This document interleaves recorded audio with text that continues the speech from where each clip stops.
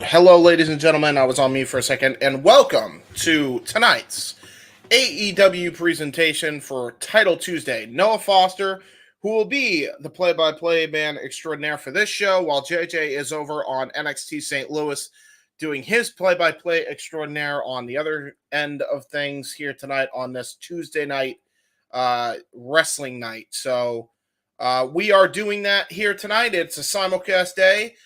Now, this was originally supposed to be the card, but we have had cards subject to change at the last possible fucking hour here because Tony does not know how to let his audience know that, things changed, and he knew about this hours ahead of time. So, yeah, FTK. The original Dr. Britt Baker, DMD versus Willow Nightingale title shot match for Wrestle Dream is now going to be a fatal four-way match involving Jamie Hayter, Willow Nightingale, Saraya, and Nyla Rose. So this is now the match as opposed to the Britt Baker to Willow Nightingale match. I'm pretty sure we're still going to get the same results. I think everybody picked Willow anyway to win.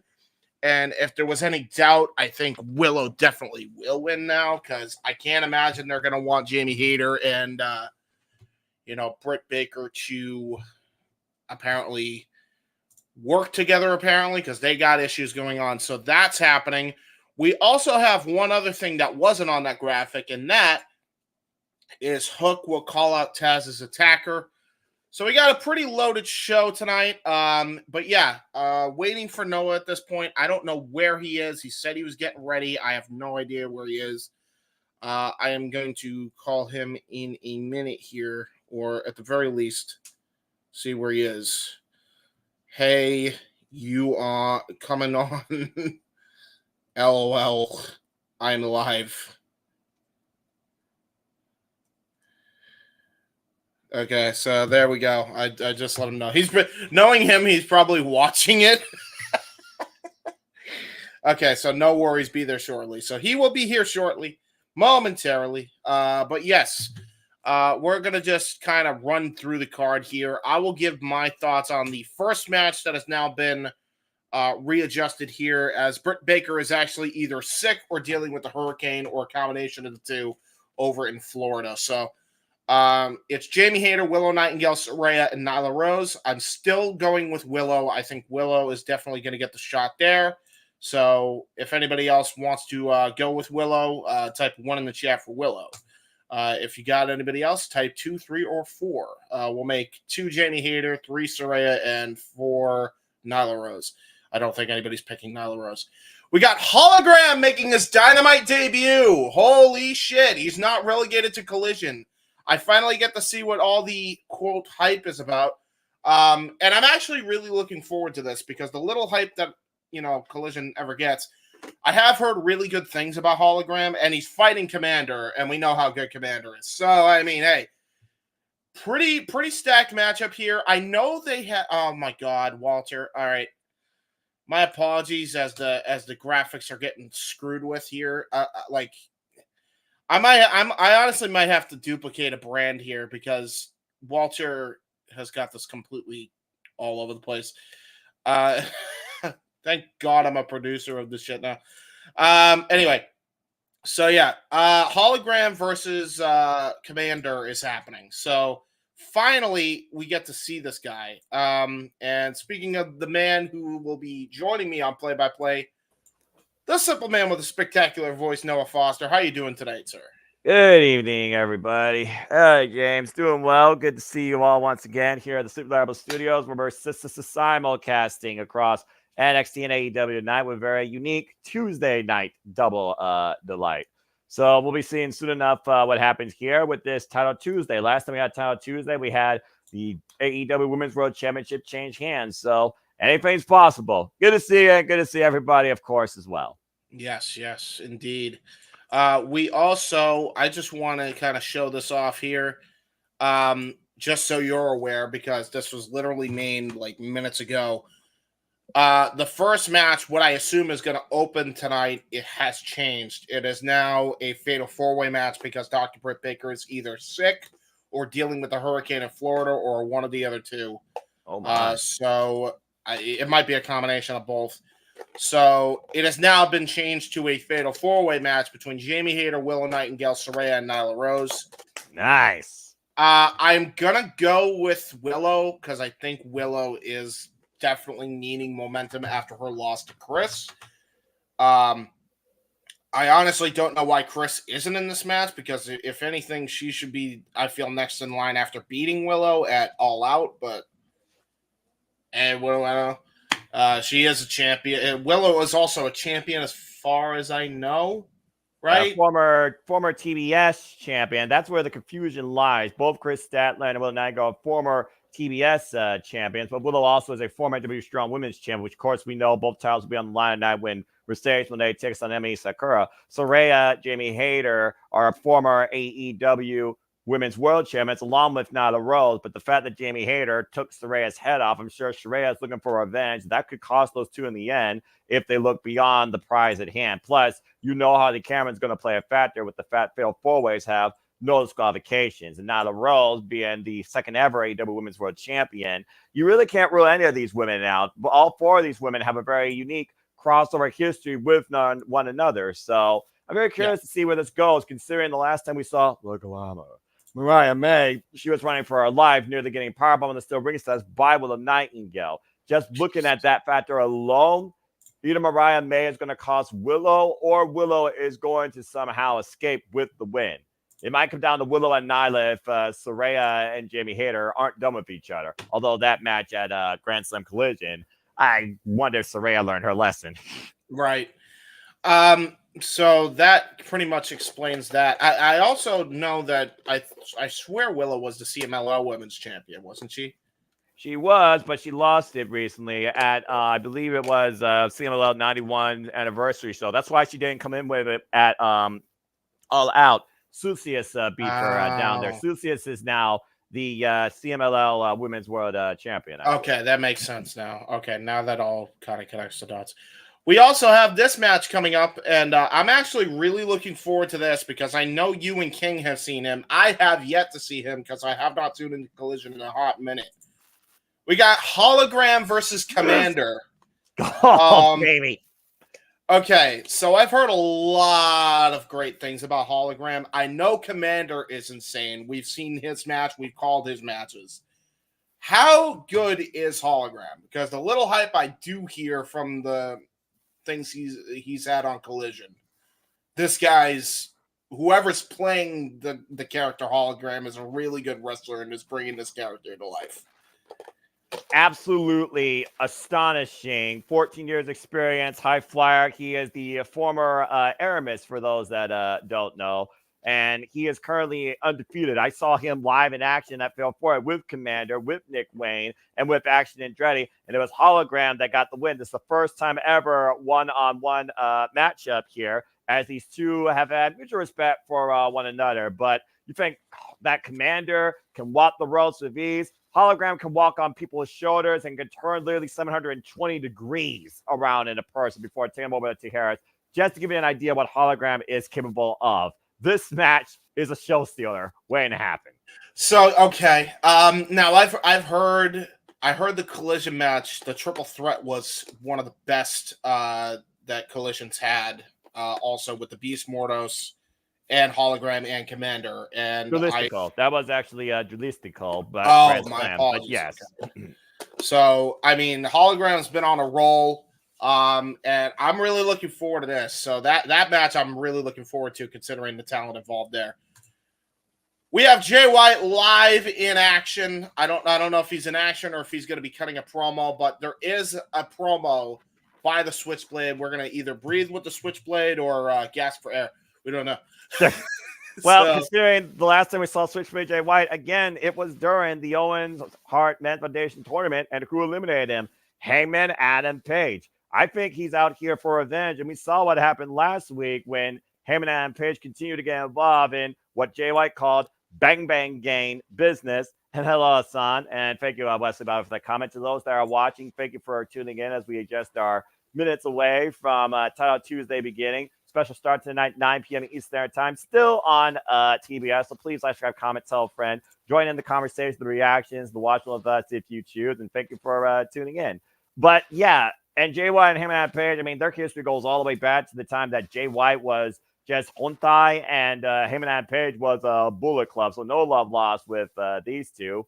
And it's not like Jay White necessarily has a problem with him. He doesn't necessarily hate him, but he doesn't like him. But since he got involved with Bang Bang Game Business, now Jay White has him in his crosshairs. And I suspect he's going to call him out tonight and go back on his game plan to getting back towards where he believes he belongs, and that is in the AEW World Championship picture.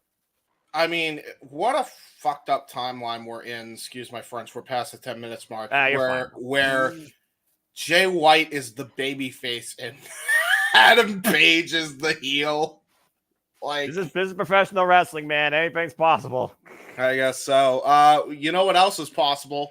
Hook apparently knows who attacked his father, and we will be hearing Hook call out that man here tonight live on Dynamite. And you know, he might be screaming like Tony Khan. We don't know. I mean, let's be real. He kind of sounds like Tony Khan when he tries to act tough. He needs some work. Anyway, what do you think? Who could have attacked the father of Hook? I mean, there's a laundry list of enemies that are people from Taz's past that could show up in AEW tonight or are currently involved in AEW. And I look at Hook, I look at his youth, I look at who he's dealt with, I look at the potential that others might see in him. And looking at the fact that he is pretty much the next generation of professional wrestlers like Nick Wayne, and the fact that Kill Switch is not going to be engaged for a while. Our best wishes, by the way, go out to the stars. Get well soon.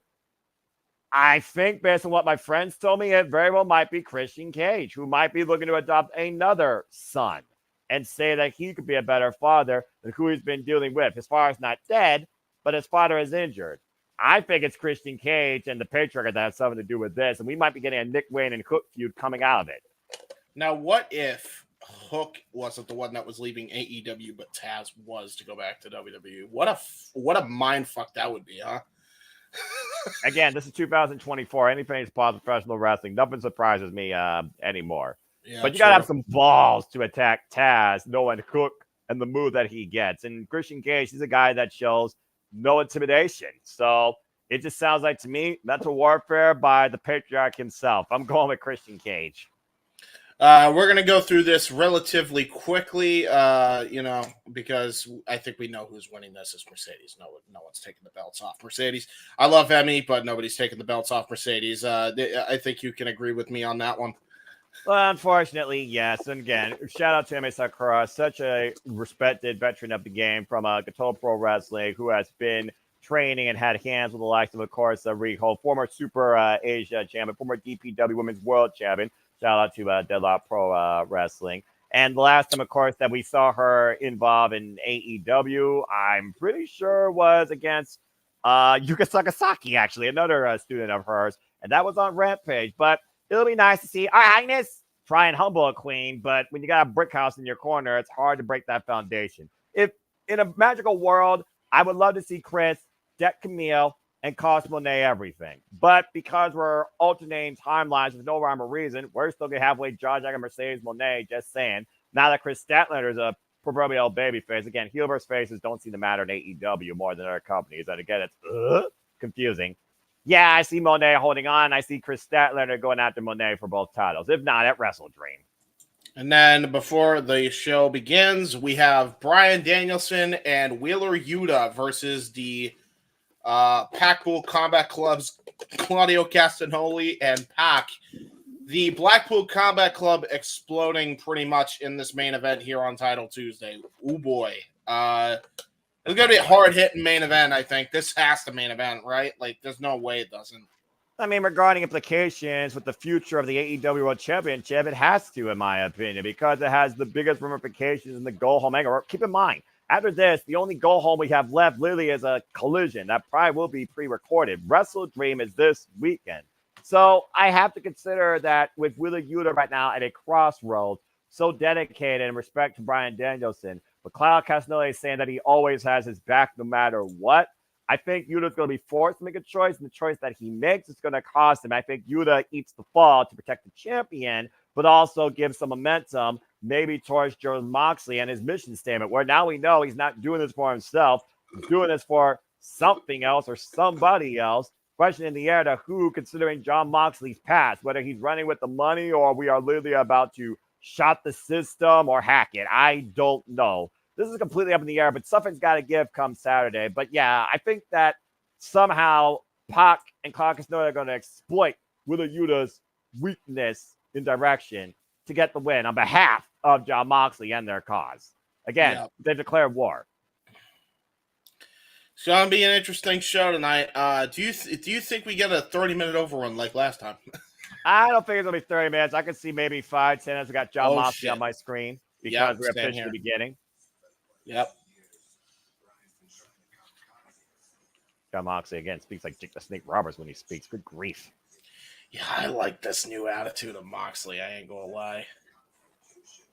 Again, what changed? Who did he meet? What did he decided? Why he wears a black cross around his neck? Since Forbidden Door. Saying that it's got to be him. For what? It's got to be a wake-up call.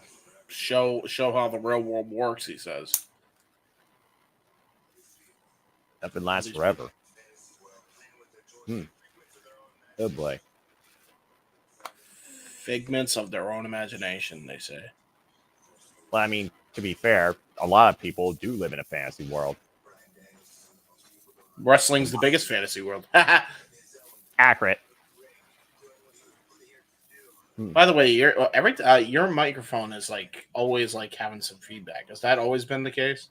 Yeah, probably. Either that or it's actually touching my beard. Who knows? Fair. Provoking. Is that why he broke freaking Isaiah Cassidy's hand with a hammer? Yeah, right.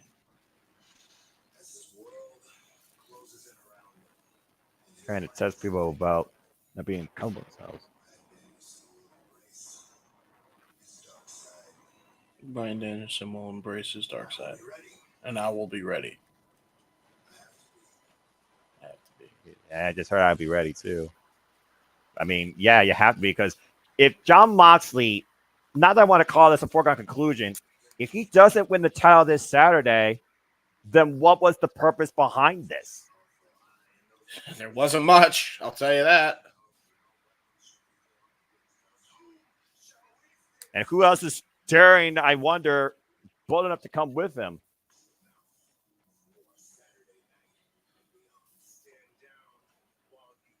Right into the mouth of war this Saturday. The final countdown, the end game. Again, World War in AEW.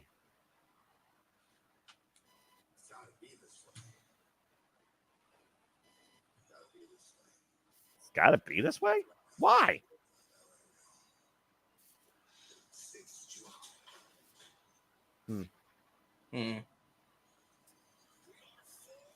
Well, that's a fair comment. Stakes are indeed too high. Indeed, this Saturday, the stakes cannot be higher. It will be Bryan Danielson defending the AEW World Championship against Jon Moxley. Danielson, Moxley 3, the end game of this war for control of all Elite Wrestling.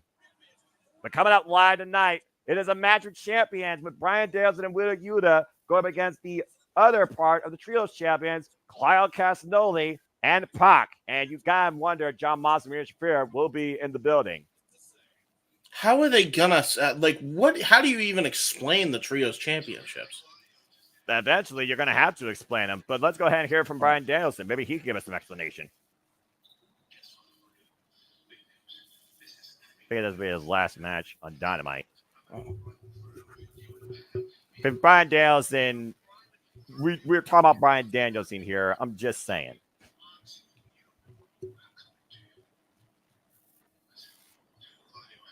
Oh, man, the war ahead Saturday.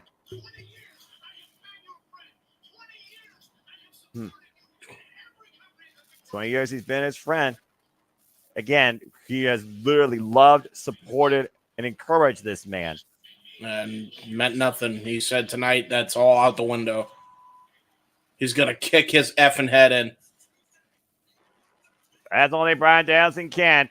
For it's Tuesday. You know what that means. We are live here on the other half of our simulcast with Tuesday Night Dynamite. This is so bizarre to say. Welcome, everybody, to AEW Studios, and welcome to All Elite Wrestling. Welcome to the show. Hello, everybody. Noah Foster, James Keeper on the call. We're kicking things off with another guy looking to make a statement this Saturday. Coming out tonight, Darby Allin. And for everybody that's tuning in, Wesley, Hassan, Safety, and others that are watching, good to see you. Please subscribe, comment, tell a friend. Shout out to our NXT brethren, Walter Cruz, and Double J. I'm, of course, talking about the Renegade Wrestling, JJ Williams. No, cut the music, he said. Whoa, all right, then. Shut me up as well. And I'll ask James how he feels after Darby speaks. Oh, boy. Well, we talked about long-term enemies of wars. I think Brody King and Darby Allin runs even deeper than John Moxley and Bryan Danielson. And we saw things pick up this past Saturday when Brody King attacked Darby after his match. After Darby put that open challenge out for somebody to step up and make a name for themselves at his expense. Looks like Brody King was willing to do that. The last time we saw these two face each other one-on-one, though, originally was World Rampage. He literally hung him out in a noose choke, attacked the man in his own skateboard autograph signing, and then Darby Allin got the better of Brody King in a coffin match. Right? I mean, these two have literally been at odds with each other since 2022. But it looks like it is made official. It will be Darby Allin and Brody King one-on-one this Saturday at Wrestle Dream in Tacoma, Washington. You got to wonder, does Brody King have any other initiatives behind his attack on Darby Allin? Yeah, what is going on with the House of Black? Is it still around or what? Definitely, yes. Julia Hart, of course, she's still rebuilding. Malachi Black and Buddy Matthews, they were looking into the tag team picture, but they lost out on Collision we saw against Private Party and Top Flight. That being about a decision. Guys, Action Ready has a death wish, apparently. And Brody King's doing his own thing now with a former enemy. Mm-hmm. Both men literally staying true to themselves to make it to this grand stage, carving their own path of violent, unforgiving nature.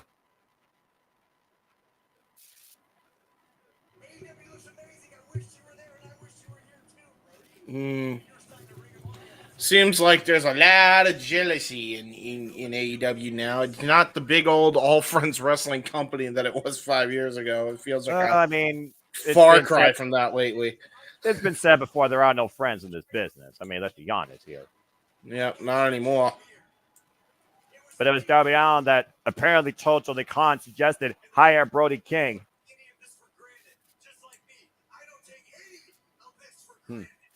So this is just a shoot, basically.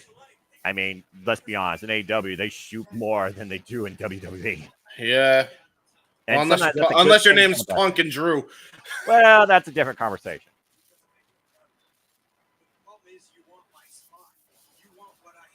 And Darby Allin did the same thing. Bought his family a house. Yep. Darby Allin proverbially is the face of this company. There's no argument there. No argument at all.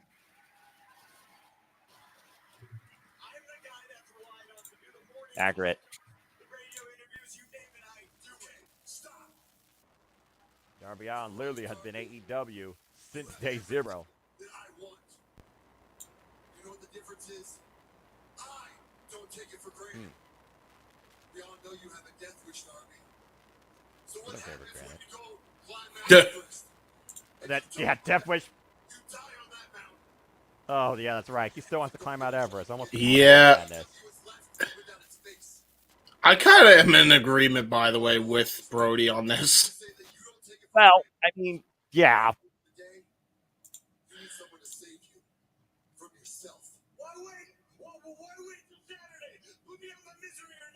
What?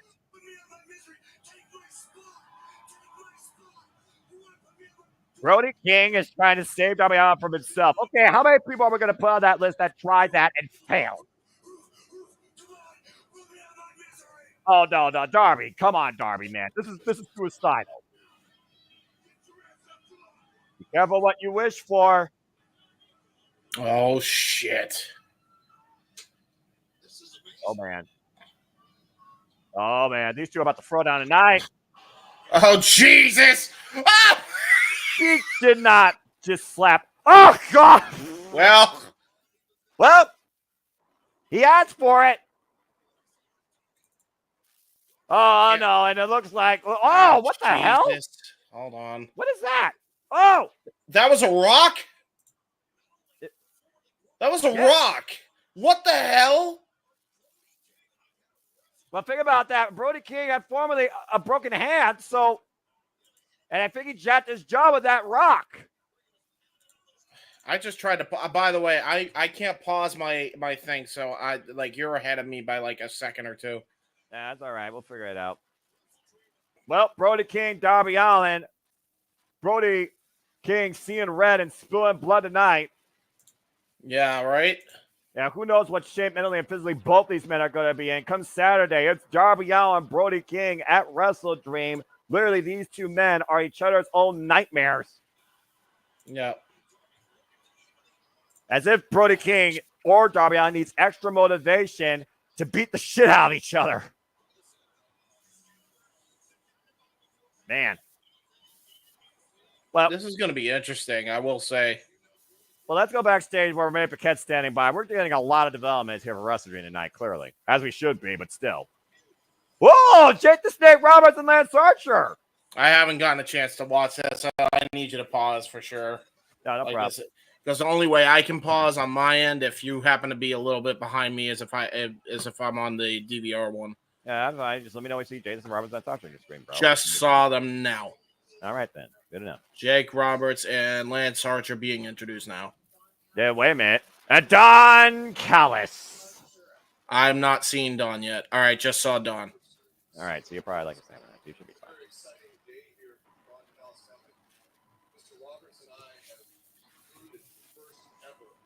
Management talent exchange.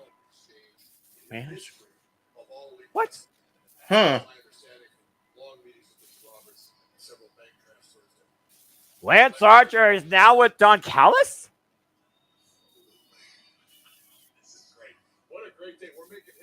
Wow, okay. Looks like. So, I guess Lance Archer is now part of the Don Callis family, and there was a manager-to-manager challenge exchange. Man. Okay. But who did Jake get? Oh, wow. Yeah. Okay. Well, I guess we'll find out later who Jake got. Commander versus Hologram shit. up next. What the hell? You said that John Moxley sounds like Jake Roberts, huh? Yes. What if there's influence by Jake? I mean, it wouldn't surprise me. We talk about John Moxley, who literally celebrates and honors all forms of wrestling, whether you call him reckless deathmatch player or not. So, as we just dissect the first 15 minutes, the friggin' war statements of Bryan Danielson and John Moxley to kick things off, and then you had Darby Allin and Brody King. Literally, Darby saying, Brody, you want everything I have. Prove it to me. Why Brody is saying that I'm the guy that's going to save you from yourself. And then we just saw Lance Archer, apparently now part of the Don Callis family, exchanged by Jake the Snake Roberts, where Jake is going to leave us in suspense on who he got. And if we look at the Don Callis family, that could be either Konosuke Takeshita, Kyle Fletcher, and that's it. It's crazy. Man. What the hell is happening? So now he's in the Don Callis family. That's crazy to think about. We know Konosuke Takeshita is fighting Will Ospreay, so he's getting passed up yet again for the new shiny toy in the Don Callis family. Sure, that doesn't make Konosuke feel good, or Kyle Fletcher for that matter. Wait, but here's the question. Go for it. So wait, there's talent to talent exchange. So who did Jake Roberts exchange with Don Callis for then? Well, you know as long as I do, as long as we know Jake the Snake Roberts, he always leaves you second guessing and also different thinking. And again, he's a snake. Don't trust the snake. There's a reason why Dick the Snake Roberts is still in AEW, because somebody can definitely benefit from his mind, young or veteran. So I'm very curious what this could lead to. But again, more developments coming here ahead of Wrestle Dream. And speaking of development, before we continue, I just want to say real quick on behalf of the entire Survivor Studios, please provide any support you can, monetary, moral, or spiritual, for all the victims of Hurricane Elias. Hurricane Elias left the path of destruction through the Appalachian region and, of course, Florida. Other W superstars and other wrestlers, including but not limited to Adam Copeland and FTR Stacks Harwood, have also explained to you in ways how you can help. There are QR codes provided on AEW's official Twitter and social media accounts. So if you do get the opportunity, if there's any way you could provide your support, please do. And again, folks, support when I respect each other. Let's try and be better every day and appreciate what we have now, because you truly never know when it can be gone or what tomorrow can bring. Very well said, sir. Very well said. And again, I thank everybody that's tuned in. As always, Survivor Studios, keeping you in tune across all things wrestling. Shout out to the W fam as we are simulcasting here. AEW Damage began. Here we got Daniel Garcia coming in the building. Shit! Good to see Daniel Garcia back. We haven't seen him since he dropped MJF on his head. That's an interesting development. And we don't know his future either. Okay, so I got to make a quick banner here because that's actually pretty big news. It looks like Daniel Garcia is going to tell us himself what the future holds. Daniel Garcia will be later on tonight on AEW Dynamite. Meanwhile, we go back inside. We got, of course, Excalibur, Tony Giovanni, and Double J, Jeff Jarrett, since Taz, of course, was assaulted. Hello, everybody. Good to see you. Nice to see you, Nathan. Good to see Nathan, as always. Always appreciate the regulars. Always appreciate the first comments. Always appreciate anybody who's a lifelong fan of professional wrestling. Again, the stat night tonight, James. Again, we're just getting started. Action hasn't even kicked off yet in the ring, but boy, we've already seen some combustible elements. Yeah, right. So this is lining up to be a way more stacked show than we even expected, because now we got Daniel Garcia in the building. Just had the Darby Allin and the Brody King promo. And now we're about to finally have our first ever matchup, ladies and gentlemen. And it does look like we're going to kick things off with our boy Hologram. Oh, let's freaking go. And this is Hologram's Dynamite debut. Here we go. 13-0 Hologram has been on Collision, undefeated, unpinned, unsubmitted.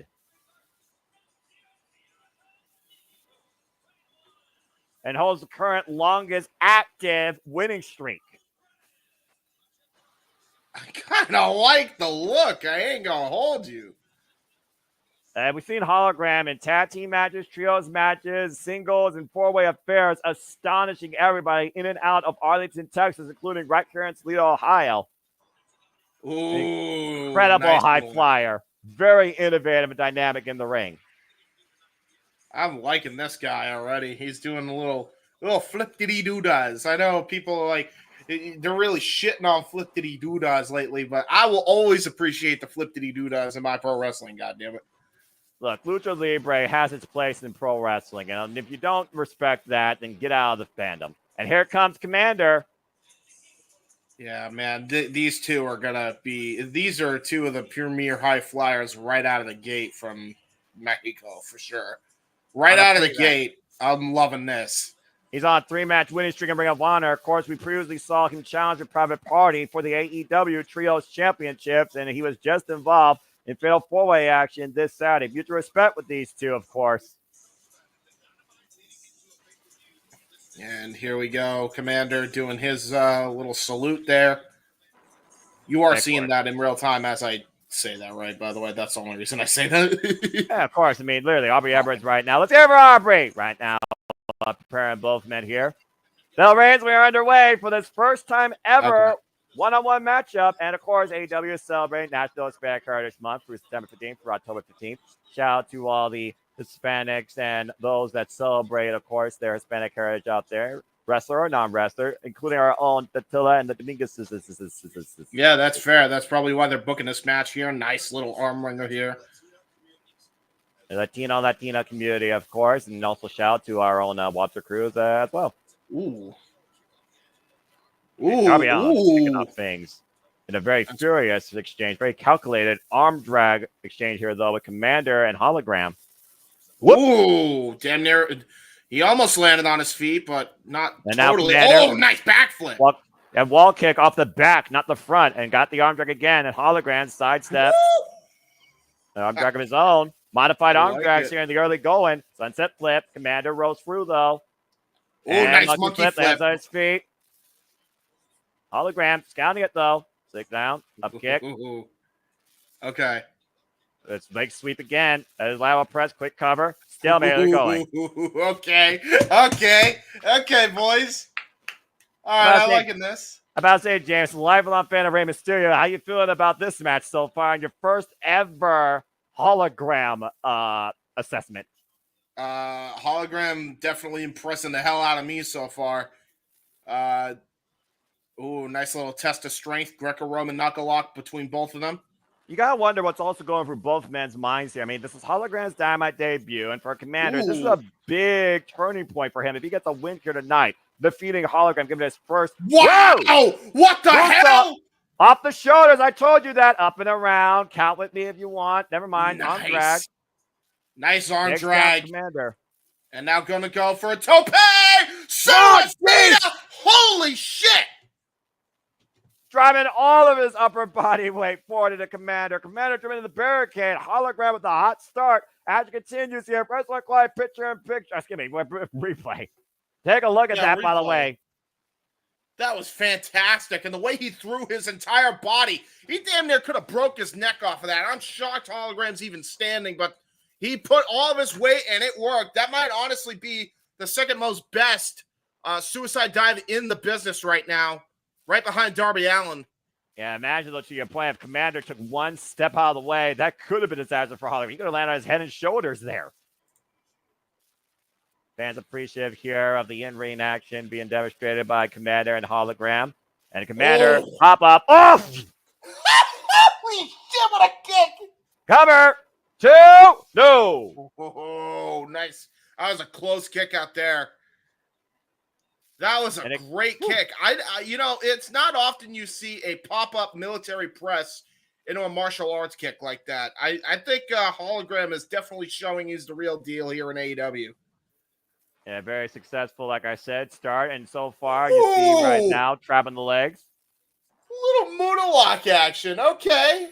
A free form Muda lock, by the way. Just literally holding his body in the bridge form, trapping the legs, not even grabbing the head of Commander. Commander trying to roll through, though. Reverse the pressure. Get that leverage. Ooh, trying to get looks like a backslide attempt here by Commander.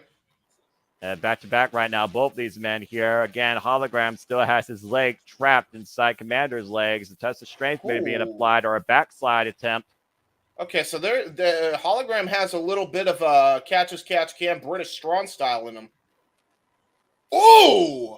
Snap suplex, float over, lateral press, cover. It's a 2 count. That was a great snap suplex by Hologram.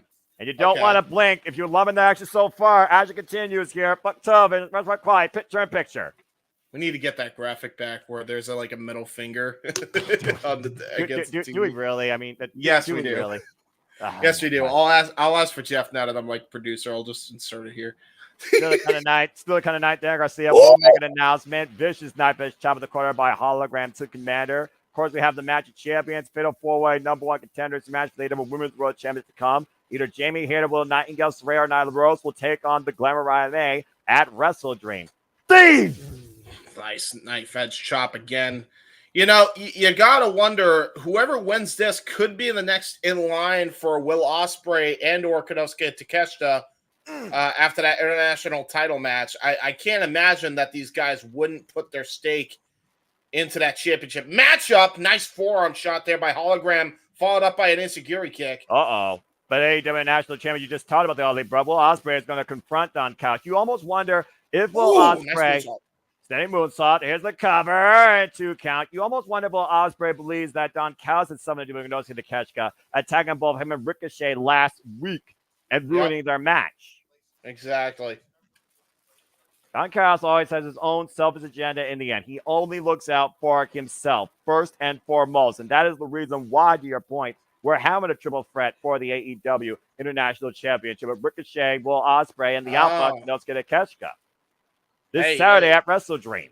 For all we know, that might be Konosuke Takeshita's number one 2. thing there. Ooh. You count. And again, was Konosuke, the Alpha, the one exchange. This is great wrestling by these guys. I really wasn't expecting that. Great side headlock takeover. Transitions into a single leg Calgary crab. Transitions that into an STF. Are you kidding me? That was seamless by Hologram.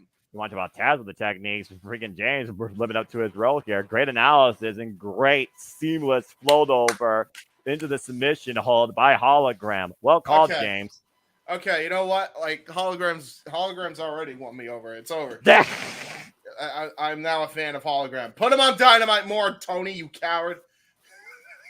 All right, calm down, man. And again, for those that don't know, Hologram, formerly called Aramis, has 14 years of experience. He's a high flyer, trained by Magnifico, Black Terry, and Etemo. Also, his signature move is, of course, the 450 splash or the hollow bomb, the spin out, sit out power bomb. He's been involved in AEW since the Path to All-In Tour in Arlington, Texas, currently undefeated. And by the way, I think Hologram was trying to go and transition that into a Mexican surfboard stretch out of the STF. Got countered. Oh! Gory bomb! Hologram is on his feet. No, not even a gory bomb.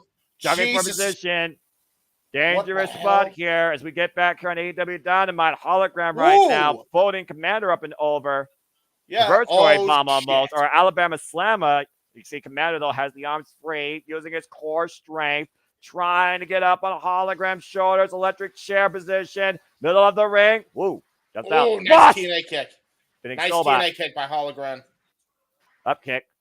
Again, Commander creating new opportunity here in this match for him. There's a drop down. Up and over goes Commander. Lands on his feet.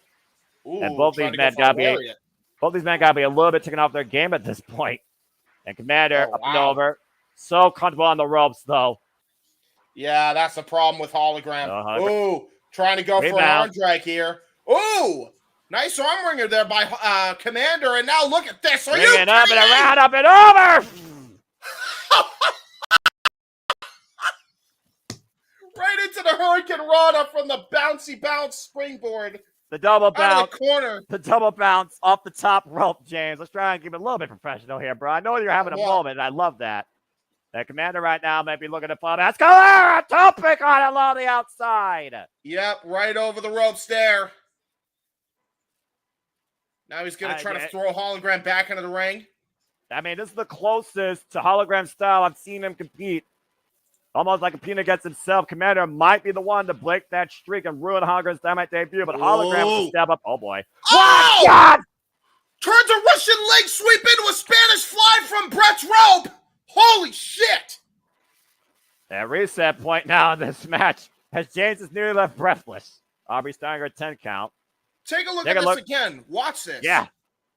Turns a Russian leg sweep and turns it into a Spanish fly, a reverse Yazuna drop by Hologram. Both men trying to outdo each other here. But again, you got to imagine how taxing this is, though, on both men's agility and cardiovascular endurance. We talk about Lucha Libre being about flips, but there's a lot of core body strength, a lot of plan that goes into it. And Hologram, look at this for 50, but crashes on the knees. Yeah, but look at Hologram clutching his knee after being able to counter that. Uh-oh. But look at that. He might have just gotten himself an opening. If he's able to get his some feeling back into his knee, looks like he might be skinning the cat here, walking a tightrope. Well, we've seen Commander do this before where he goes coast to coast and walks the ropes. Commander is so comfortable from the high-risk district. What? Like Hologram. Oh, what the hell? Commander! He countered it with a power bomb out of the Hurricane Rana attempt by Hologram! Mid-air innovation by Commander, and Hologram crashed and burned. What in the hell did I just witness? Well, we got a moment to breathe again, fans. Please support those that are affected by Mother Nature and the natural disasters of Hurricane Helene. AEW will be talking more about that throughout the night, and thank you for that safety. Commander back in control of this match for the time being, though. Rocks Hologram with the forearm. Hologram meets him in kind. Oof, I thought both men are worse for wear. It looks like both men right now are showing no signs of wear. They're trying to get into another gear. Oh, nice kick there by Hologram. Got Watch the countered. shot. Ooh, nice Oh! spinning kick. Spinning back heel kick. Discus elbow. And both of these men still fighting each other off the second. And Hologram off the second. Catches Ooh. Commander. Reverse DD position. Hoisted up on the shoulder. Oh, And Commander got reverses the countered. Oh! poison! Jesus almighty Christ. He may have just necked him. What? And a Hologram with a poison right of his own! And both men back to square one again. Both men literally tit for tat, move for move, flip for flip, outdoing each other every possible second. Look at this counter.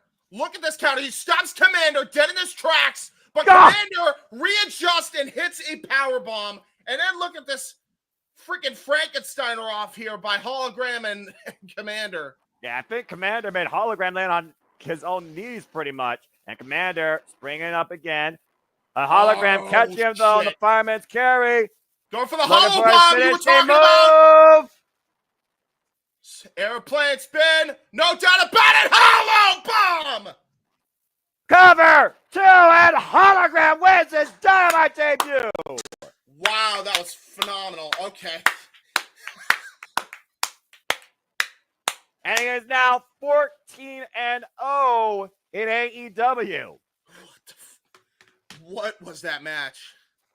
That was Lucha Libre at its finest, and Hologram earned that one, the biggest win in Hologram's career to date on Title Tuesday. That was phenomenal, fantastic, dude. Phenomenal Do not debut. tell me. Oh, wait, what? Jake the Snake Roberts. Well, Jake We the were Snake talking about Roberts surprises. did say he had a surprise here. We're going to see who... I think we're It's gonna about to reveal. see who he talent exchanged for. Oh, shit! Oh, crap, it's Rouge and LFI! I forgot Rouge is part of the John Collins family! Oh, my God, and there's...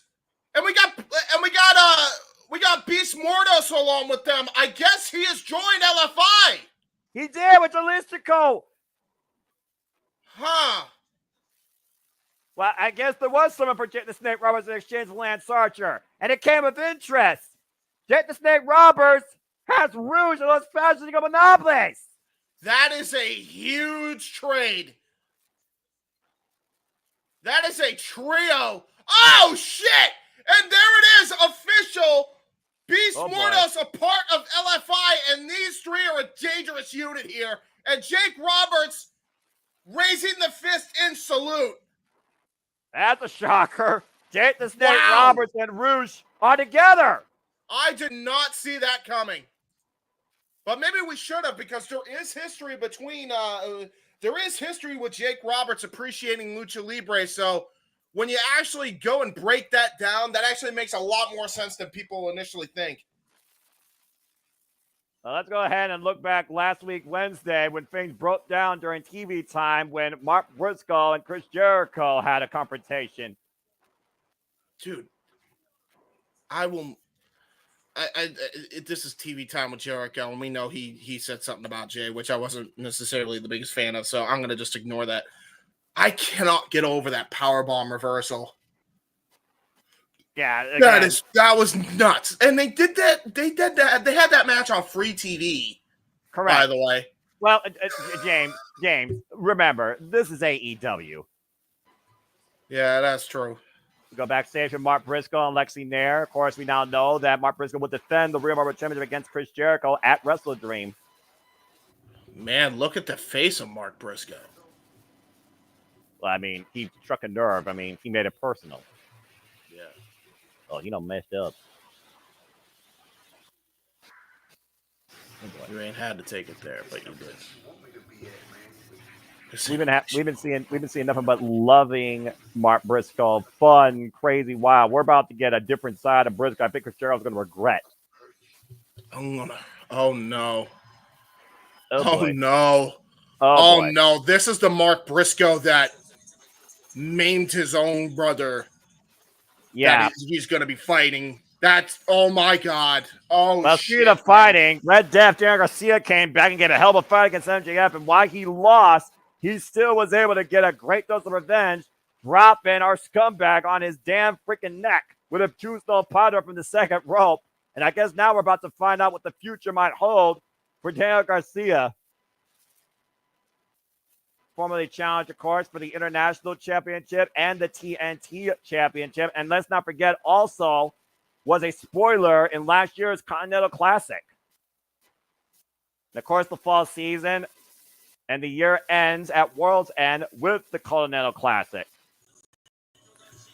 Crowd here loving Daniel Garcia as he grabs and asks for a microphone. We're about to finally hear him speak.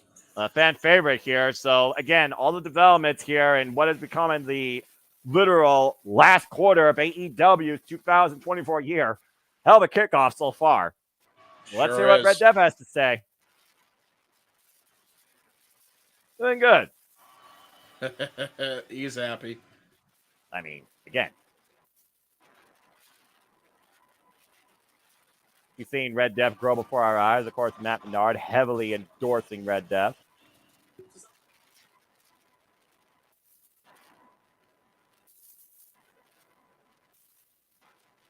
Respect. What is a wrestler when they don't have what they love the most in their life? Nice welcome back chance by the crowd here. A fan favorite.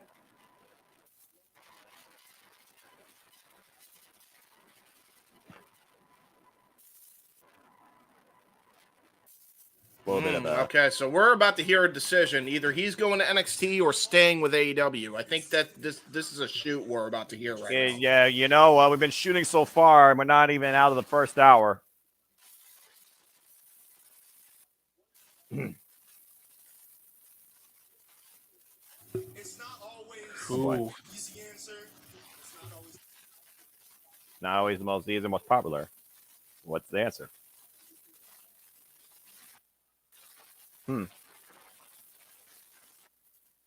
What's Daniel Garcia thinking?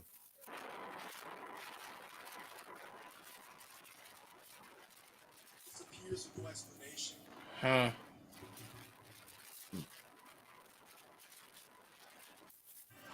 What does Daniel Garcia want to be, though? What does he want to be? And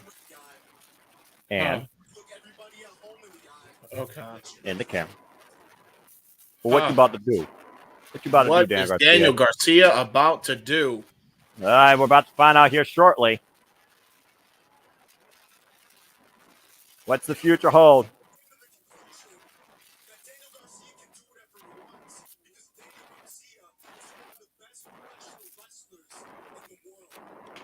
I ain't gonna argue that. Shoot, this man's a technician at its best. Yep. There's a reason why Bryan Danielson first endorsed him.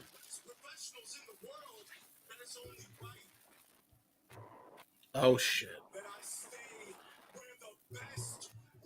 Well, there it is. Garcia is staying in AEW. So How he about is that? re-signed. Or is he? Crowd going nuts for it. I guess MJF wasn't the only one that put the bet on himself.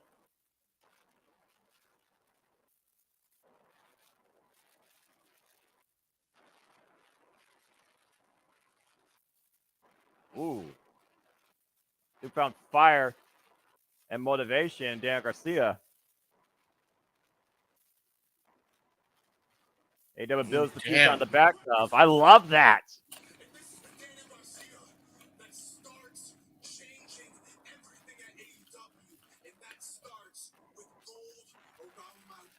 Yep. Boy wants gold around his waist. Remember, he said he will live and die 1,000 times over if it means getting gold around his waist in AEW. But Daniel Garcia, with a newfound resolution and confidence, and made a confirmation he is here to stay in All Elite Wrestling, and he has golden ambitions. Get to work, Garcia. And he's going to be going with the people here. It's the people that led him to this point. It's the people that motivated him. It's the people that supported him, even at his lowest. But it's a new start here for Daniel Garcia ahead of Wrestle Dream in the last quarter of AEW, and he's staying. And I think that's awesome for both him and AEW. And of course, we talk about champions. We talk about the plethora of champions, not only on the line at Wrestle Dream, but of course, we have titles on the line tonight. Mm-hmm. What? Hold on. Hmm?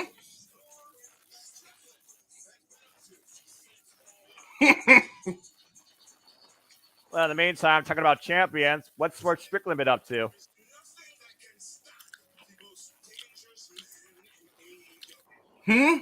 Oh, boy. Oh. Oh, boy. Well, again, he may be the most dangerous man at AEW, but that dangerous man was humbled and brained by a hangman inside a steel cage. Where do you go from there? Especially when MVP is saying maybe you need a change in management. We talk about newfound motivations here, James. That seems to be the story here tonight, especially tonight with Title Tuesday. Where's Swerve Strickland head at? That's a good question, man. He's being pulled in two different directions by a guy who cares about him and a guy that, you know, has a very vested interest in him.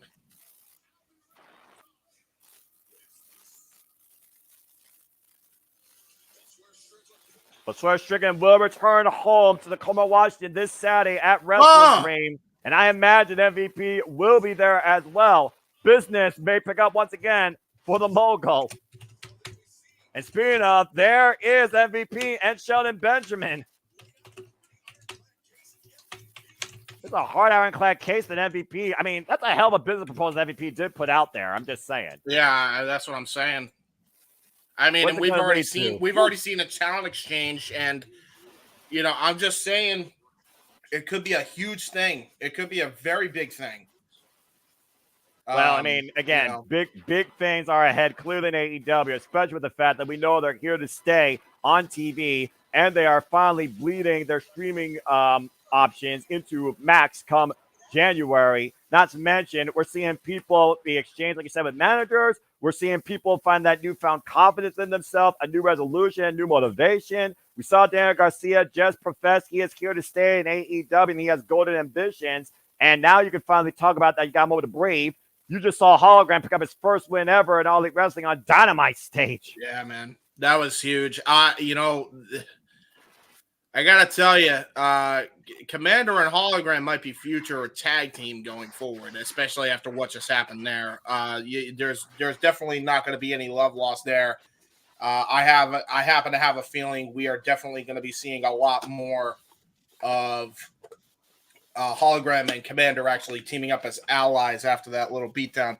And after the match they had against each other, I'm here for it because that counter was one of the most insane counters I've ever seen in pro wrestling. You know, I was saying, I literally was just hearing the absolute passion, suspension of disbelief in your voice, and I freaking love that. That's why I love doing this for all the companies. But there's AEW. AEW just brings out again something unlike anything else in wrestling sometimes, and that's proof. Good Lord Almighty. Love the hollow bomb, by the way. That's an interesting take. I love the airplane spin into it too. That's like I love how you extended airplane spin, might I add. He spun him at least a couple of revolutions before sending that boy down for the 3 count. Airplane spin, no doubt about it. Well, while I have a commercial break, I'm gonna go get a drink. So why don't you talk to the people? No problem. Again, fuck television. So again, folks, thank you again for tuning in to this special simulcast night here at the Super Studios, where we're covering both AEW Title Tuesday and WWE NXT. I hope that you all are enjoying either one, if not both. And again, it is your passion, it is your motivation, it is your viewership, it is your encouragement that encourages us to do this all the time, 24/7, 365, for all the ratings wrestling, WWE fam, on any given night, whether it's WWE, NXT, AEW, Ring of Honor, TNA, NWW, or the independent scene. We are here to simply bring you positive, open-minded coverage and alternative commentary across all things wrestling. As again, after tonight, we will be back here tomorrow with City Predicting Wrestle Dream. That'll be 10 p.m. Eastern Standard Time. Following that, we'll be back here, of course, this weekend covering AEW Wrestle Dream. So please stay tuned for more of that. And then we'll be back here, of course, for Battle of the Belts 12 and TNA Bound for Glory, for there's still so much more action to come. And as we just heard, Swerve Strickland will be back in his hometown this Saturday at Wrestle Dream. So again, business is really starting to pick up here for many people in AEW. So I hope everybody's enjoying the conversation and the action as we go back to Renee Paquette backstage. So here we go. Ah, Jesus. And we have Camille alongside Mercedes Moné. Please just... Dude, this Monet gimmick needs to be supremely updated or just needs to go entirely. Again, the best thing that could happen tonight is Chris Statlander breaks the foundation that's the brick house and costs. I am looking forward to that like big time, man. I mean, I said as soon as Camille was all elite, the first match on my radar, Chris Statlander and Camille. Yep. Even though Chris Statlander right now is stuck in proverbial identity limbo because we don't know whether she's babyface or heel. And for some people, it's like, I don't get it. For me, I don't give a fuck. I just want to see two powerhouses wreck shop against one another. And you're looking at two of the baddest bitches not wearing props and actually doing something one-on-one with each other in Camille and Chris Statlander to come. Yeah, look at this, man. I love seeing that. Nice little hug to Hannah J and all the guys. Ah, the collaboration. Colt Cabana. Oh, Katsura Shibata. Wait.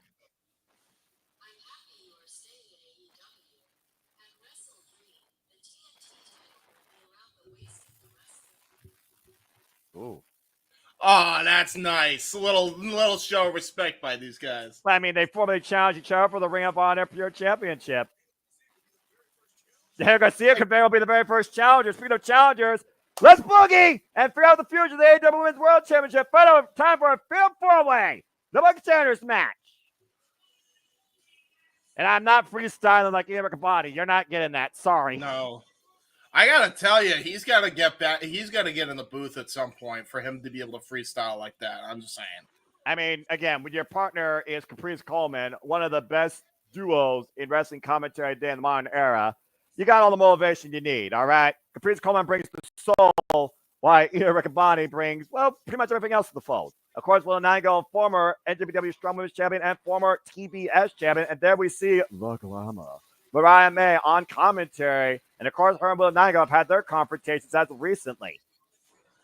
Oh, my Lord. Hello, Harley Cameron. Oh, my God. Everybody loves Harley Cameron. And Saraya, of course, a former Women's World Champion with a record of 8-6. Shoo-wee! And of course, Databrigger DMD apparently felt ill, and she was not clear to compete tonight. So I wish Databrigger DMD all the best, whatever she's facing, whether it's both physically and mentally. Again, take care. Yeah, for sure. And also with that hurricane going through Florida as well. Yeah, right. That's not another one after the other hurricane just destroyed Florida a little bit. Again, all I can say is Mother Nature is unforgiving. And so is Nyla Rose. She gets you with a beast bomb. 4 wins in the past 5 matches, 65-26. A former AEW Women's World Champion as well. Not to mention, Saraya recently beat Nyla Rose in one-on-one action. I don't think Nyla Rose forgot. I mean, I'm gonna just say it. I mean, those two are pretty. That's a big cost fight that they could have just replaced it with. I would have loved to have seen that. But we got Nyla Rose here in this fatal 4-way match. Jamie Hayter involved as well. I'm a hater here, and here Let's comes fucking go. Sorry, here comes Jamie Hayter as Noah loses his mind. What? Yeah, right. Jamie Hayter, let's freaking go. This is the person I need to see with that time around her waist again. 16-1 in past 70 matches and 3-0 since returning, including decking Saraya with a long overdue dose of haterade at Collision Grand Slam, one of the craziest women's matches I've seen recently under Saraya rules. By the way, I'm just saying, like, Jamie Hayter probably is like the loudest dresser I've ever seen in my life. Hey, nothing wrong with that. When you're as loud and as powerful as Jamie Hayter is, you can be both. True. All right, referee Paul Turner, of course, officiating this fatal four-way. Of course, first panel division side the ring. They will challenge Mariah May for the AEW Women's World Championship this Saturday at Wrestle Dream. So, James, you look at this field, and being unbiased, who do you... Well, Ryan May just said on commentary, I'm gonna go with Jamie Hayter to win this. I love that she's celebrating Halloween early with her cosplay of Daphne from Scooby-Doo. the disrespect. It's Saraya right now, scouting from the outside as Mariah May just broke James. Scoop slam by Nyla Rose to Willow Nightingale. Tell you one thing, Mariah May will be saying more than jinkies if Jamie Hayter gets her hands on her. But then Jamie Hayter putting the boost to Nyla Rose in the corner. Oh, big boot. Focus, brother, focus.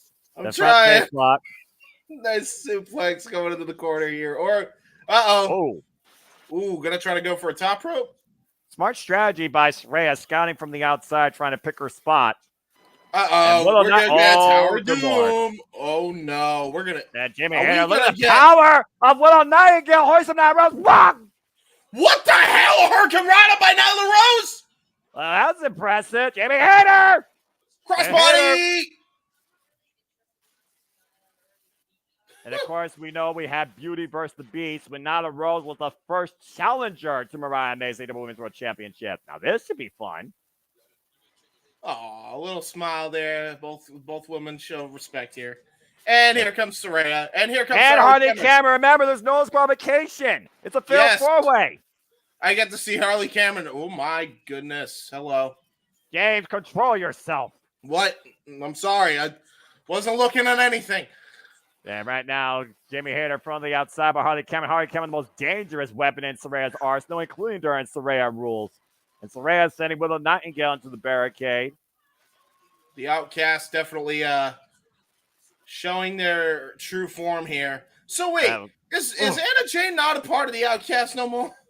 Anna Jay is her own woman after coming off the 5-star Grand Prix and the Japanese experience in Stardom. Again, newfound confidence, newfound resolution, looking to show everybody exactly what she's capable of. And oh God! Jesus Christ! Nyla Rose soars and wipes out the field. And Mariah May is not happy about it. That was crazy human bowling right there. And no kidding. Right. As we strike another Wrestling Quality picture-in-picture, fuck television, Nyla Rose on a rampage tonight on Dynamite. We talk about strike, and now we're seeing a baseball commercial. Woo-hoo. Yeah, again, all the sports references. And right now, Saraya begging off Nyla Rose, and I don't think Nyla Rose is going to show any mercy. Nyla Rose, who of course beat Rico and held the AEW Women's World Championship for damn near 8 months before losing to Hikaru Shida. A scoop slam by Saraya. Here's the cover. Hook of the leg. It's a 2 count. Just, yeah. James, for those that are wondering what's happening to James, he's still being distracted by Harley Cameron on the outside. Pretty much, yep. Yep. Yeah, JY, of course, still to come live tonight. Again, still so much more action to come here on AEW Dynamite Title Tuesday. We're not even out of the first half hour. First hour. We're not even out of the first hour. Excuse me. And Saraya right now isolating herself in that ring. Not sure if this is a wise strategy. Harley Cameron putting the boots to her competition on the outside. Still, we got Hook calling out Taz attacker. We got Switchblade Jay White. We got, of course, Battle of Champions. And so much more to come here at AEW Dynamite Title Tuesday. And right now, Saraya and Hayter. Oh, Jesus. Okay. Picking up where they left off on Collision Grand Slam. I guess Saraya never learned her lesson. Does Saraya ever learn her lesson? No. And again, what lessons are going to be taught Will Ospreay as he confronts Don Callis? Stuff and tell this is not going to just stay verbal. Yeah, it never is going to be verbal between Ospreay and Callis. I'm just saying. Oh boy. And Nyla Rose bringing the plunder out from underneath the ring. And referee has lost all control here. Go figure. As all 4 of these women are fighting outside the ring. And Nyla has a table. Uh-oh. It's just going to be full on no DQ, I guess. I mean, it was no DQ since the bell rung. Just saying. Oh, man. And Harley Cameron right now literally just clubbing away at Nyla Rose, taking her down from behind. That's one way to take down Native Beast. Again, the drive to challenge the Glamour for the AEW Women's World Championship this Saturday at Wrestle Dream on all four of these women's minds. But Hayter with Harley driven into the barricade. Jesus, but got double axe handled by Saraya right behind her. Again, people might argue that Saraya's even more dangerous than Unhinged, but since her alliance with Harley Cameron, that's saying something, by the way. Ugh. By the way, we got a broom, we got a steel chair brought into the ring. Is that a broom? I don't know what that is. That is a broom. You are correct. There's a broom, there's a steel chair. Oh! God! And she just got suplexed on both of them. And we're back inside the ring. We're back inside the ring with Will Nightingale. I'm having a great night. What are you talking about? Will Nightingale, Jamie Hayter. Oh, I love women's wrestling, and I love the AEW women's division. Kind of nope, they're just slugging. And we're back here at AEW Title Tuesday, folks. It's Fatal 4-Way Women's Action, number one contendership on the line for the AEW Women's Championship. Look for the Hayter rate. That's their need. Get to the midsection. Will Nightingale for the gut wrench. Hoist her up for the power. Hayter gets the power bomb. Great counter. Put her up. Gah! Irish curse backbreaker by Jamie Hayter. Got countered with a spot kick by Saraya. Oh boy. What? God! It got steamrolled by Nyla Rose with a lariat. And a span on the pine. All four women down. Will Nightingale able to hit a spine buster on the much bigger Nyla Rose.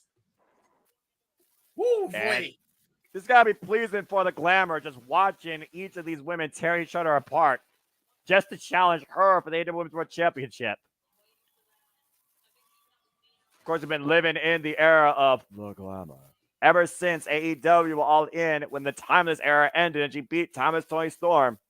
But she's also been waiting to celebrate that championship, James, with Mina Shirakawa. And meanwhile, Mina Shirakawa is teaming up with Toni Storm in Japan. Yeah, don't tell Mariah May that. I can only imagine what Mariah May will think of that if she finds out. Jamie Hayter right now trying to take advantage of the field here. Isolate Nyla Rose and Will Nightingale respective corners. Saraya from the outside. Of course, we'll be covering Battle of the Belts 12 later this month, folks. Stay tuned for more on that. Ooh. The power of Hayter taking over here. Yeah, and right now powerful. hooking up Nyla and Willow. No way. No way. What the hell is this? No Hayter way. Trying to hold. Are you kidding? What in the hell by Jamie Hayter? Over the top goes Willow and Nyla.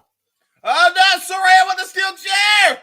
And Hayter scouted it. Think of that chair stopping Saraya in her place. Oh, God. Oh, my God. Right over the head. Right over the back. Again over the back. And remember the history of neck problems for Saraya. Yeah, remember the history of Hayter and Saraya. It was a freaking attack by Saraya that cost Hayter the AEW Women's World Championship and allowed Toni Storm to win it for the Outcast. Harley Cameron, though, coming in from behind.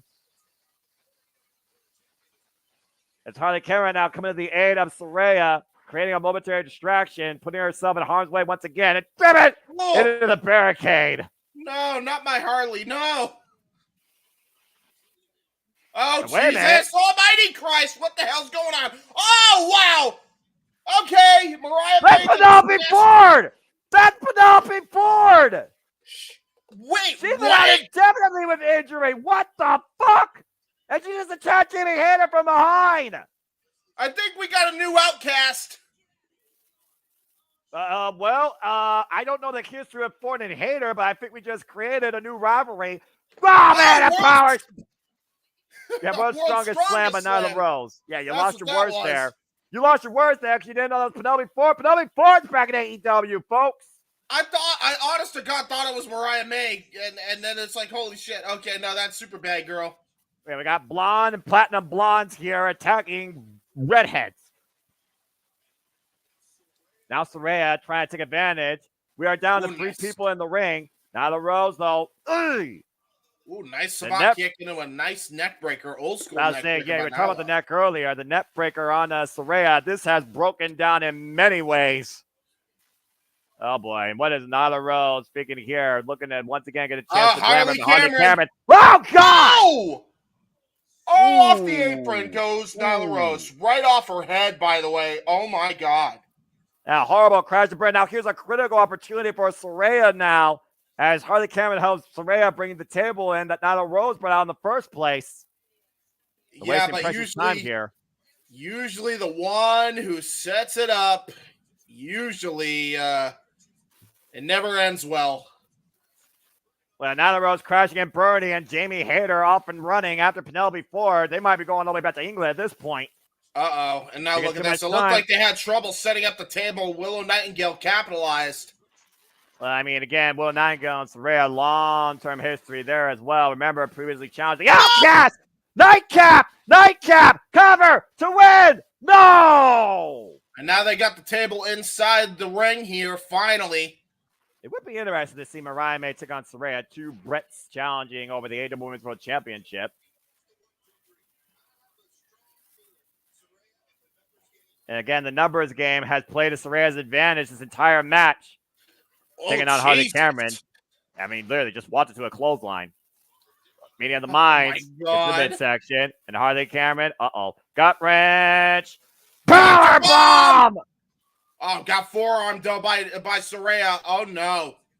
Now Saraya with the schoolgirl hooking a single leg. Kick out by Willow at 2. Oh, and now Jesus Willow hoisting up Christ. Saraya into the Death driver for the table. Uh-oh. And the fans are going ecstatic here. She's going to pin them both. Double cover. Willow Nightingale is #1 contender. By pinning 2 people. Well, the AEW Women's World Championship will be on the line this Saturday at Wrestle Dream as the Glamour takes on the Babe with the Power Bomb. It's Mariah May versus Willow Nightingale this Saturday at Wrestle Dream for the AEW Women's World Championship. But Willow, you might want to turn around. Don't have your back turned. And look at these two face to face finally as champion meets challenger. Wait for the slap. The headbutt! Glasgow kiss, but in this case, it's more like the Glamour's kiss by Mariah May, and now whipping her with the title belt. Oh, come on. This is ridiculous. It's unnecessary. There are no depths to what this sinister Glamour will do to make sure AEW is all about Mariah. And now Mariah goes back into she's going back into the heel tunnel here, and it looks like we might be going backstage here with Chris Jericho and the Learning Tree. Oh Lord, this is gonna be interesting, I'm sure.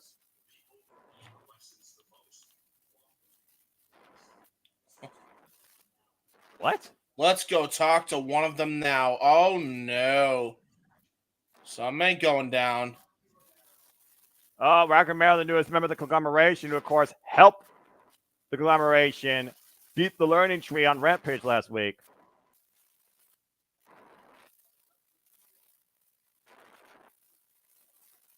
Trying to learn your self-worth.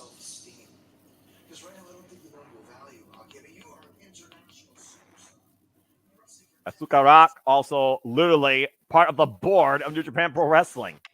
He's kind of right, to be fair, and him and Brian Keith could be a hell of a tag team here in this little group.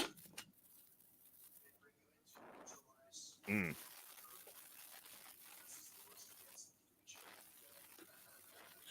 He's making fun of Smart Mark Sterling. Are you shitting me?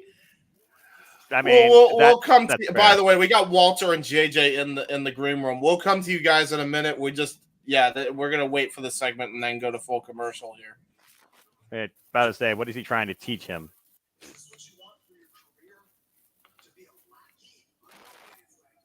No man's lackey. Don't you dare call him a lackey. I'm trying to teach you this.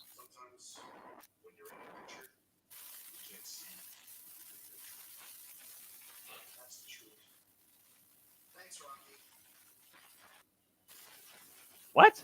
That's a future ROH world champ.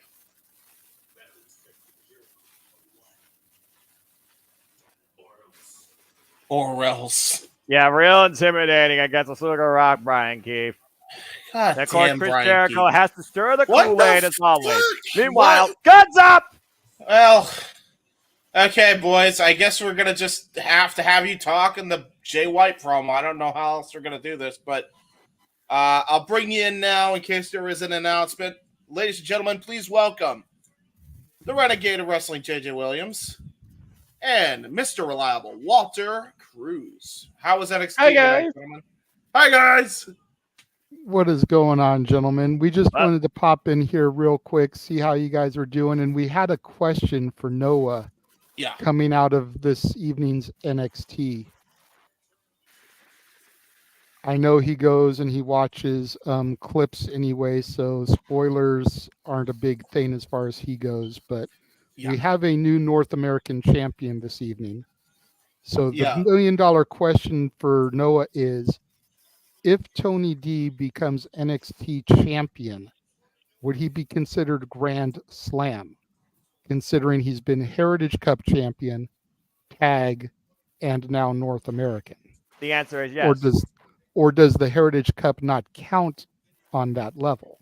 I don't think the Heritage Cup counts on that level because it's not a title. It is more an accomplishment. And I still think the Heritage Cup is not the right identity in this NXT. I look at Grand Slam. I look at titles. I look at championship belts. And if Tony D can literally achieve the unthinkable, win the world championship, he's Grand Slam in my mind.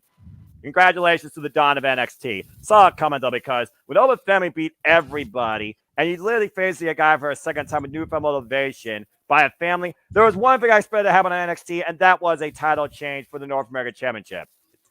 But kudos to him. And Jay White, kudos to him coming back from injury as we got an impromptu match here, it looks like, with the Switchblade. First match since injury back in July. Fair enough. That was what I wanted to ask you about. I will leave you guys to have the rest of your call. Have a good evening, everyone. I will see you for Simply Predicting tomorrow. Appreciate you guys. Thank you always to the Rank of Wrestling, JJ Williams and Walter Cruz. Please follow them respectfully, folks. And thank you again for tuning in to the first half of the simulcast as NXT has concluded. We are just now with AEW. Cody Chun right now, knife edge chop to JY in the corner. Irish whip, reverse Irish whip. And of course, Jay White came back to the aid of Rock Hard Juice Robinson last week after him and Adam Page cover. One count by Aubrey. His name is Cody Chun or Chun, Chunn, I believe. Independent prospect from the region. Hello. How you doing, Matt Helms? Yeah, everybody hit that like button for sure. Sam Pibbin. Hey, and Foster, do you think we'll see Bobby Lashley this Saturday? Says Bobby. I expect something big to go down and show up, but suspension of disbelief. I mean, I've already seen multiple returns out. Who knows how long? It would really surprise me if it's Bobby Lashley, but I would be more shocked if it's Keith Lee, considering he's a freaking enemy of Swerve's past. But I wouldn't count it out. Bobby Lashley can't be too far away, especially with MVP inside AEW. Oh, God. Nice double jab into the chop combination by Jay White. And Jay White hasn't lost a single step, it looks like. Yeah, I think he's pissed. Oh, great. Snap suplex into the corner.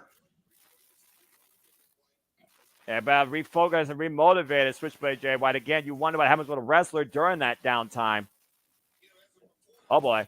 And hooking up Craig, a massive Uranagi. Right on the back of Chun's head. Oh, boy. Thank you. Here's the final Walter. shot. And now, hooking him up to Brave with a Blade Runner. That's it. Count to 20. I promise you that. Whew. Emphatic return. And immediately has a microphone. Not even wasting any time. Do you expect Switchblade Jay White to ever waste time? No. So we're about to hear Jay White speak after the match, and he immediately says, cut the music. Jay White's about to speak to the people here in the AEW faithful here. I'm about to say, follow up after the confrontation with him and Page last week. The crowd loving Bullet Club Gold. Oh, boy.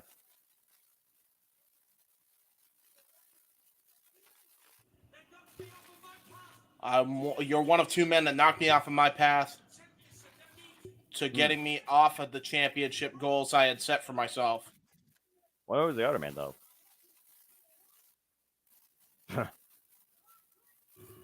Last week, I made that very, very clear to you, Hangman. What are you going to do about it? He Oh says. no. I'd imagine, Hangman. You won't be quiet about it. Oh boy. Better say. Him and that Page is a hothead, but Switchblade Jay White says cooler heads always prevail. Oh boy. I'm loving. I can't wait for this match. By the way, I have a feeling we're getting this at the Wrestle Dream, if not Full Gear. the dog pissing, huh? I don't know what dog's pissing, Walter, but nice. He wants him over Switchblade more. Just do you.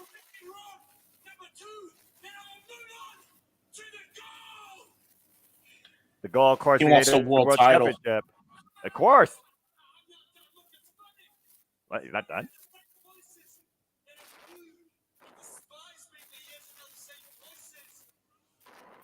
That cheer. Huh. Oh boy. Last year at Full Gear had his chance.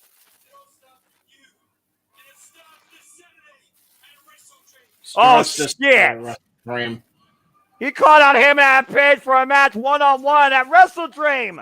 Looks like we got another match out of the card, gentlemen. Tony Khan hasn't made it official, but clearly Jay White has his agenda locked and loaded, and it starts with wiping out Heyman and Page as he looks to get towards his ultimate goal, the AEW World Championship.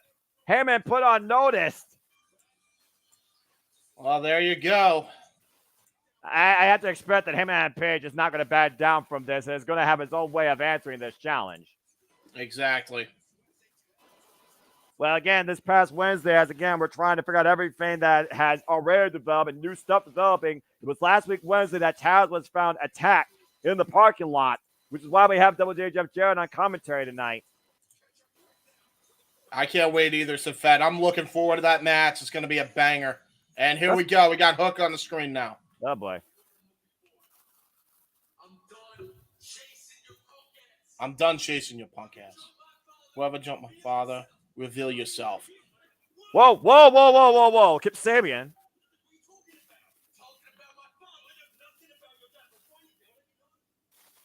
If I find anything, I'll let you know.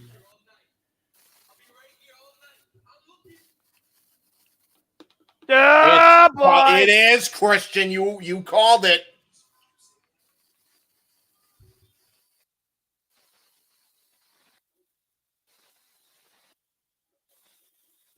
You have something to say to me, he said.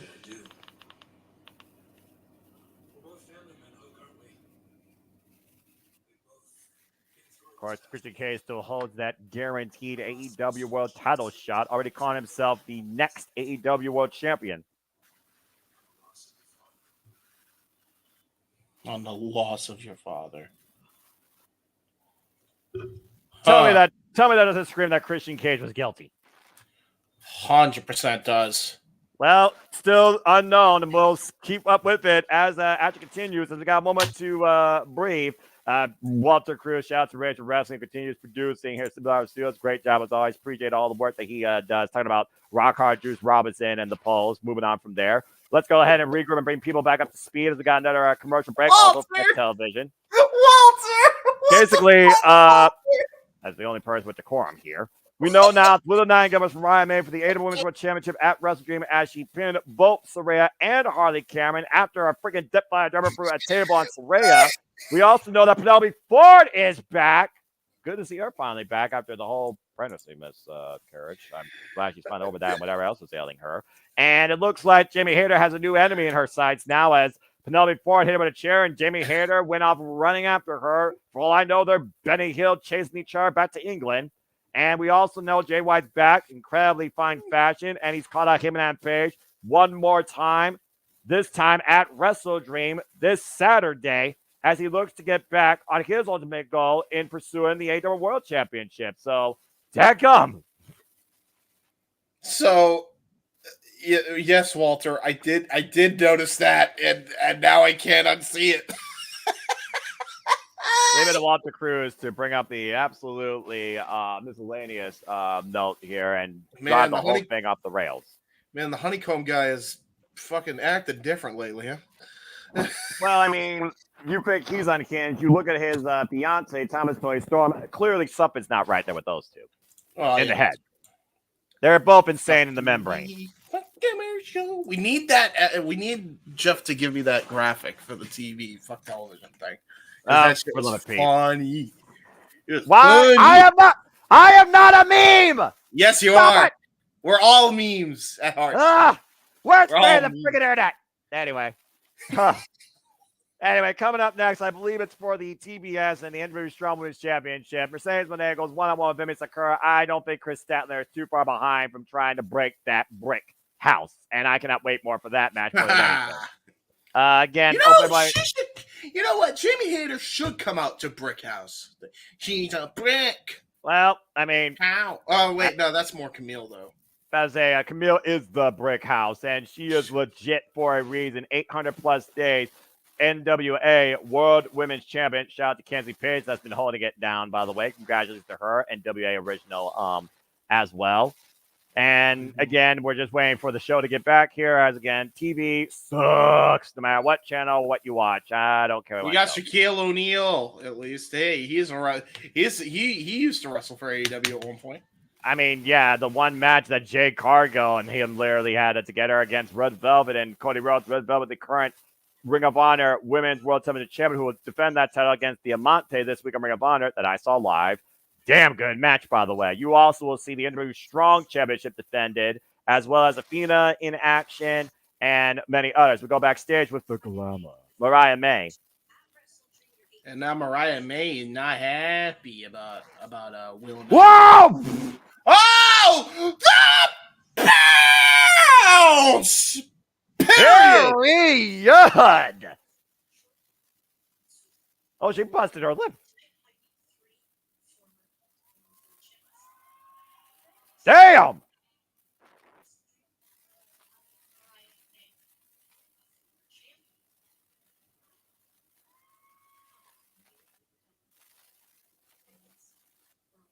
Well, smile anyways.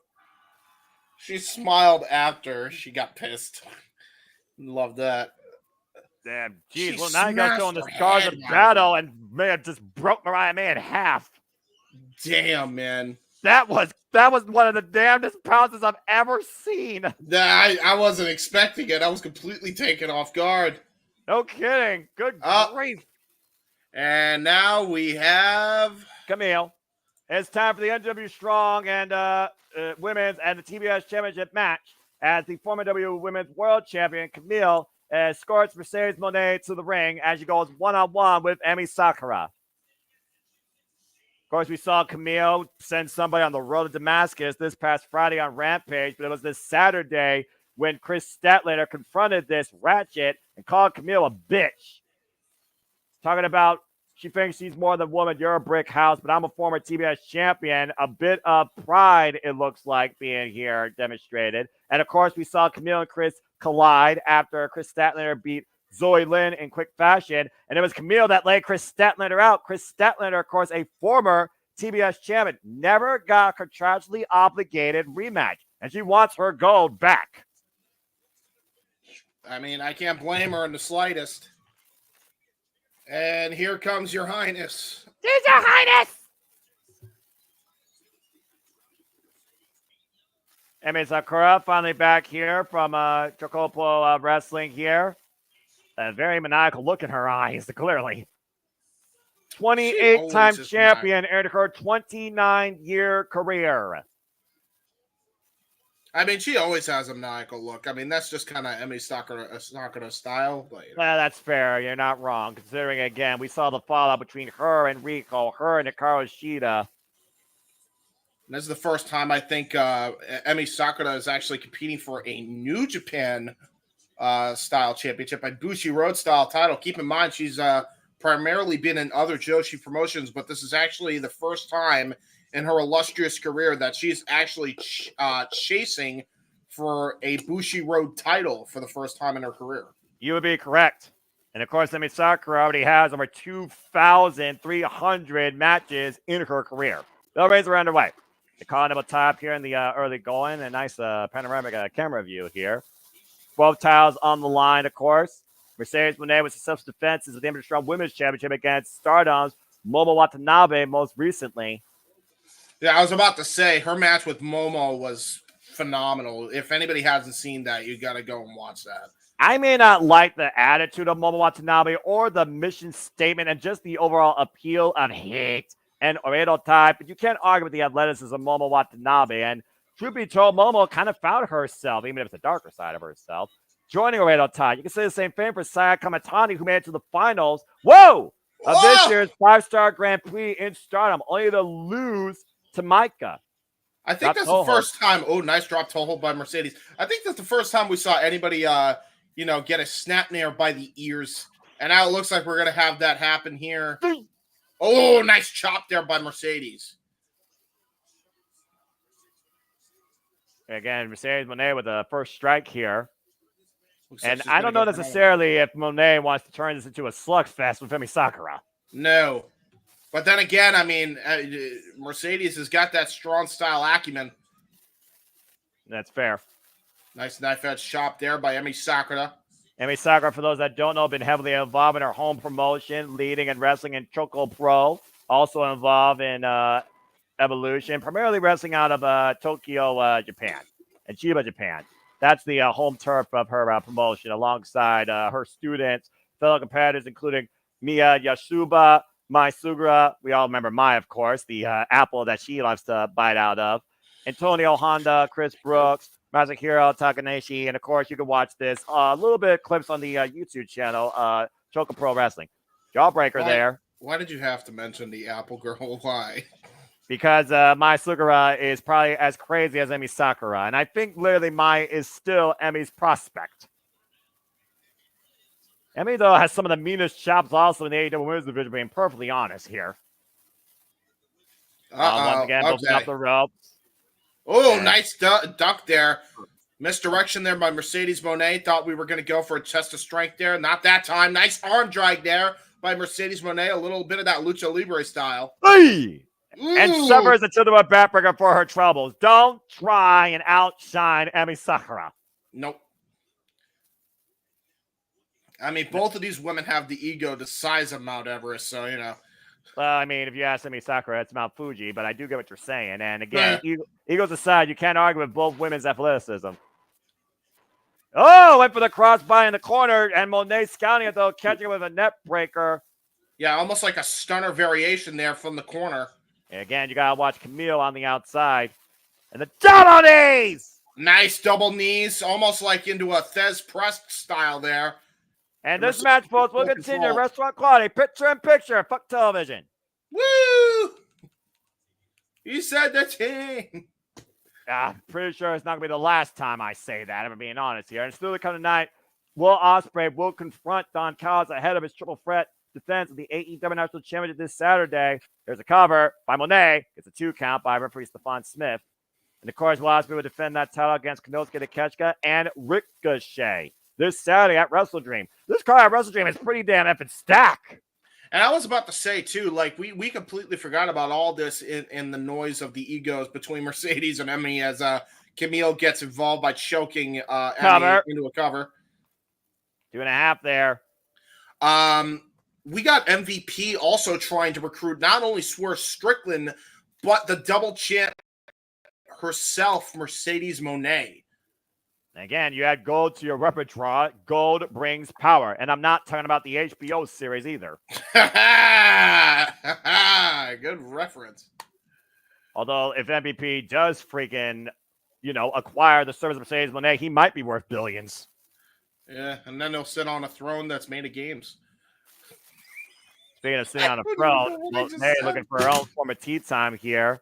Insulting the Highness. Cover. Hook the near leg. 2 count.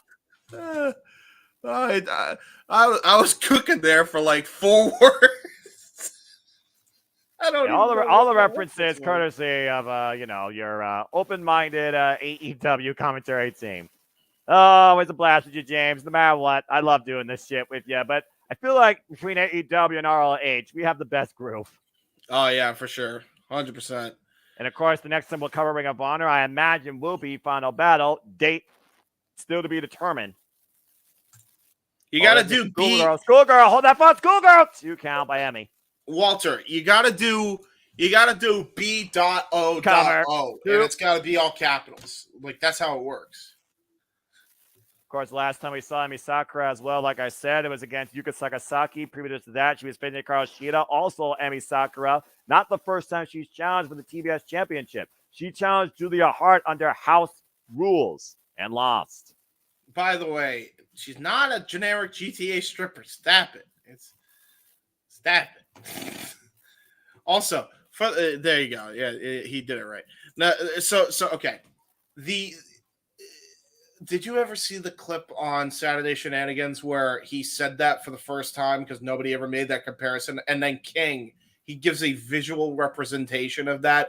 I was scarred for life. Cover 2. The answer is no. And there's also a no on the 3 there by Monet. There you go. And no, the answer is no. That's fair. Emi Sakura, by the way, I believe this is the 3rd time now that Emi Sakura is challenging for the TBS Championship, because I think she also faced Chris Statlander during her run.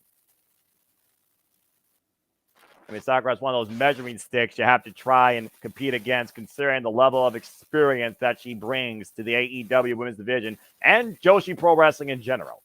Yeah. And again, right now, Monet hyperextend the arms behind Emi Sakura's back here.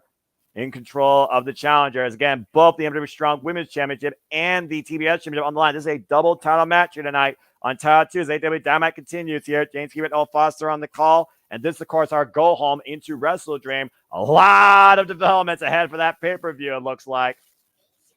Now it looks like we're getting a crisscross style thing, trying to break out of that Greco-Roman knuckle lock attempt, and a knife edge chop just oof. About to say the meanest chops in the women's division. Ooh! Right along to Emi Sakura. Backstabber, cover, and feed on the rope. They hooked the bottom rope as well. Yeah, again, that experience, great ring awareness by Emi Sakura here. Take a look at this backstabber out of the corner. Fantastic backstabber. Got all of it. Way too close to the ropes, so that was poor ring awareness by Monet. Nice double knees. Gonna go for it again, it looks like. Whoa! Oh! Tried to go for a wrecking ball drop kick, got countered. She needs to watch that. Remember, it was an ankle injury that cost her a year of her career. Yeah, and notice she's grabbing that leg again. Babs looking for that meteor again, and Emi Sakura able to scout it. Now kicking Monet in the midsection. Double underhook. Uh-oh. Oh, Jesus. Whoa! And Camille trying to come to the aid of Monet, unable to, though. Emi hoists her up the barricade. Oh, God! Oh, Jesus! A splash on the barricade. Monet bent up and over. Yeah, look at Mercedes Monet now, getting checked on by Camille. Might want to get the doctor to check in on her, because she might have tweaked her knee again. Yeah, Camille don't give a shit. Or, excuse me. Oh, no. Maybe she doesn't. Emi don't give a shit, and Emi, uh-oh. Well, they're both about to just get cross-bodied. Emi Sakura with the run-up! Oh, God! 1 for 2, 2 for 1 special. Cheers to Emi Sakura off that crossbody. I'm squishing people. 2 for $1. And right now, she needs to bring Monet back in the ring. Of course, Tao's going to change hands for a pinfall submission inside the ring. And the Highness showing her moves. Emi Sakura in firm control of this match right now. Can she finish the job, though, and cause the CEO to go bankrupt here? Again, I've seen Tao's change on Title Tuesday. Hoisting up Monet. Uh-oh, and now look at this. Gonna go for a butterfly suplex, keeping the stalling position here on Mercedes. What a great view. Into a tilt-a-whirl backbreaker. Great awareness, though, by Monet. Immediately rolling to the apron, preventing Emi getting a pinfall. And Mercedes Monet just grabbing at the apron. Anything she can. Stefan right now. And up kick. Oh! Oh, got tripped up by Camille. Referee Stefan Smith didn't see it. Oh, goes into the Monet statement. Yeah, statement maker right now by Monet, middle of the ring. She is wrenching hard there on Emi Sakura. And no choice, had to tap out. Oh, wow. Mercedes Monet retains. You can give a major assist to Camille once again, ensuring the CEO remains double champion. And that's the first time she actually defended both titles in one match. I think this is her first successful double title defense. Mercedes Monet continues to make history. And oh, no, they're not done yet. They're not the minute done I yet. give her credit, she goes and does this shit. Okay. And Camille right now holding. Wait a minute. Get up out your seat, because every night it's Saturday night. Here comes Chris Statlander. And she's going after Camille. Uh-oh! Uh-oh! The two powerhouses of the AEW Women's Division colliding. Wow, what a boot. Holy shit, okay. And Statlander getting the bear of Camille tonight after that cheap attack on Collision. We might have another match set here for Wrestle Dream, folks. Mercedes Monet right now may still have her gold, but it looks like the Brick House has a different agenda in mind. Good match though by Emi Sakura as we're going backstage with Private Party. Give me Camille and freaking Chris Statlander. Stacked. This women's division stacked. Yes. And Stokely Hathaway. Huh.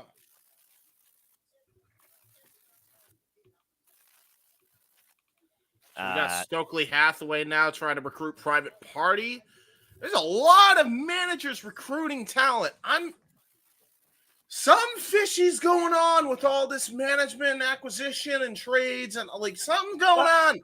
But to be fair, it was Stokely that really aided Chris Statlander in adopting this new attitude, and she got the win over Willow in that Chicago street fight. So if he can pay dividends for Stat, maybe he's the guy that can pay dividends for Private Party.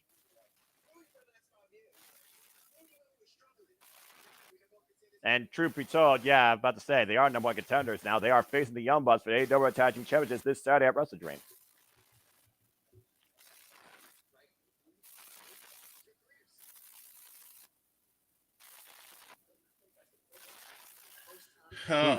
Refusing the services of Stokely. Private Party wants to be their own men here going into this match for the AEW World Tag Titles against the Young Bucks.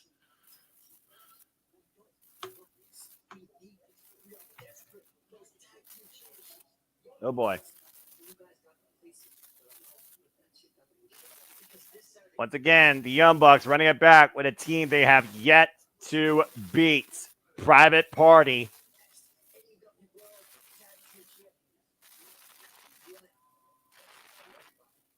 I mean, I would love to be at that party. I'm just saying.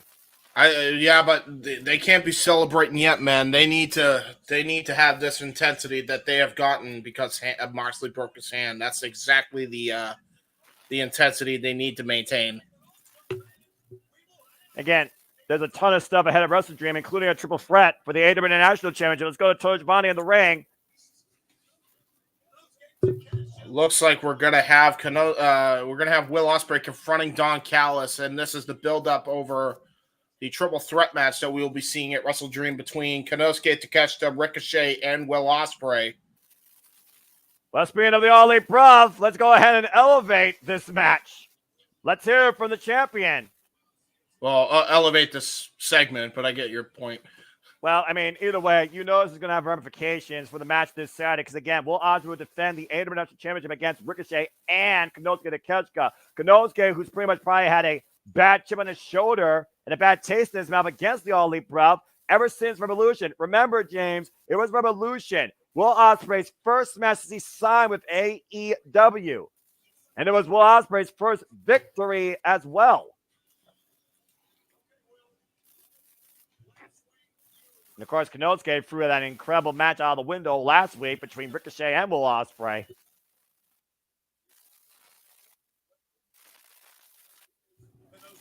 And here we found that Don Callis was leaving the building.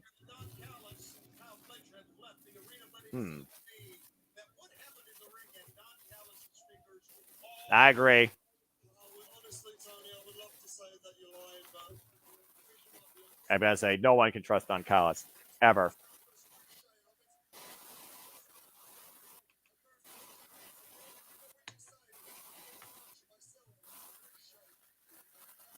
Yep.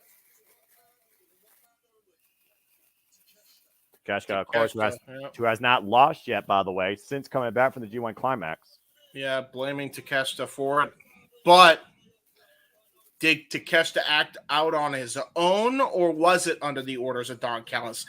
I don't think Don Callis has control of his family like he thinks he does lately. That's the thing. Well, that's probably why he literally exchanged Roots for Lance Archer. Mm-hmm. Of course, we know Don Callis, though, was instrumental in Will Ospreay in beating Kenny Omega last year at the Forbidden Door. And we also remember earlier this year, Will Ospreay said he no longer wanted to be part of the family. He wanted to do things on his own.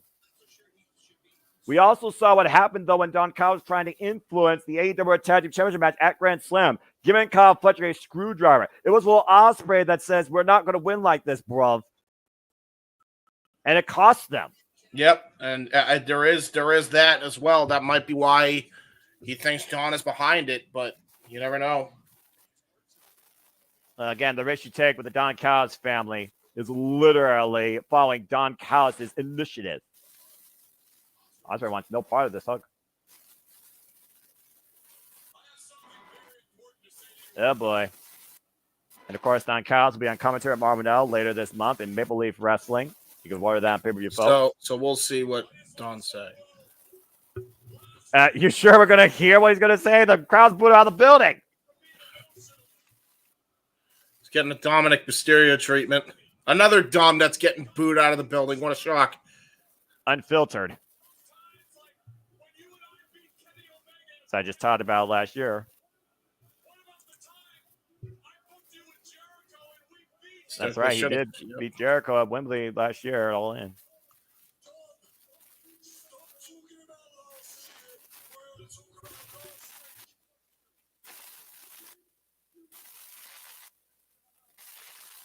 Oh boy. I don't think he did. I actually don't think Don had anything to do with it. I think that was You think Don had nothing to do with costing somebody that cost him a championship? Yeah.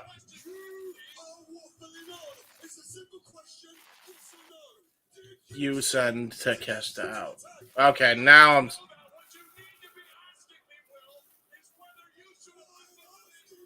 Don Callis avoiding the question.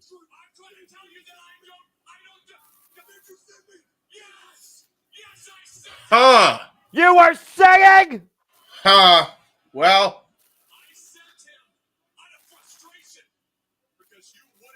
I told you. I told you. If you don't listen to Don Callis, he screws you.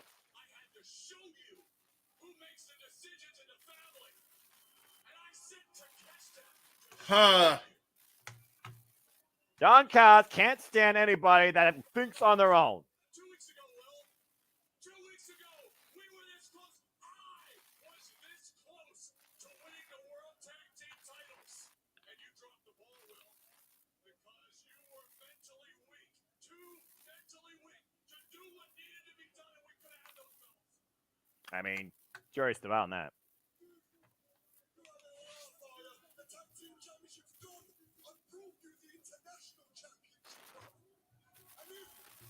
I brought you the International Championship.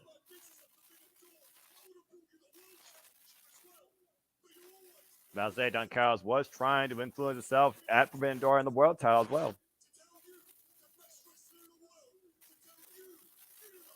Damn! Huh. I mean, how many people want to tell Don Callis that to his face?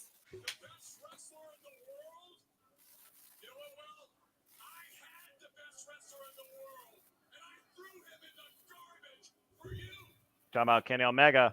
Yep.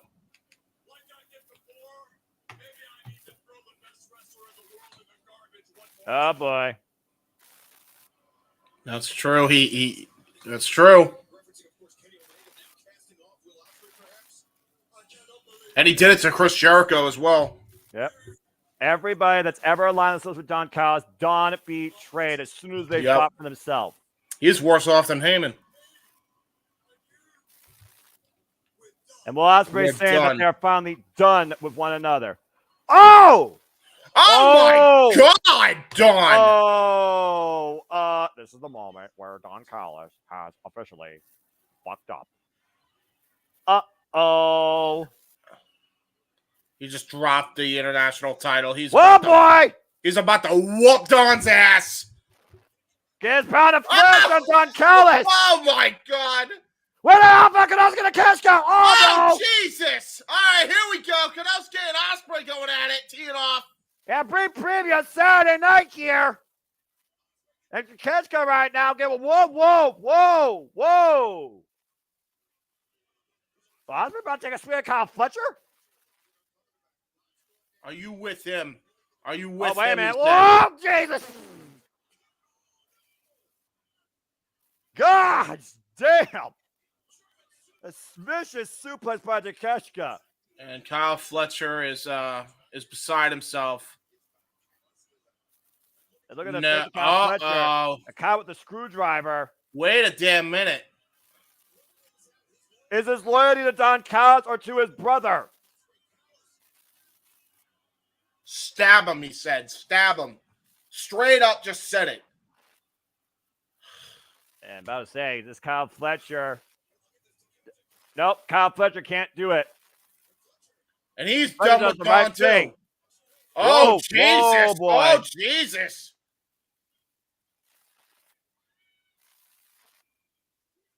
This is a dangerous situation right now. Kyle Fletcher right now choosing between the family and his brother. And Will Ospreay team up again against Kanowski. Again, Don has no control of his own family. And Callis, though, again, trying to take advantage, holding Ospreay up. Oh, I got decked with world class. Jesus Christ.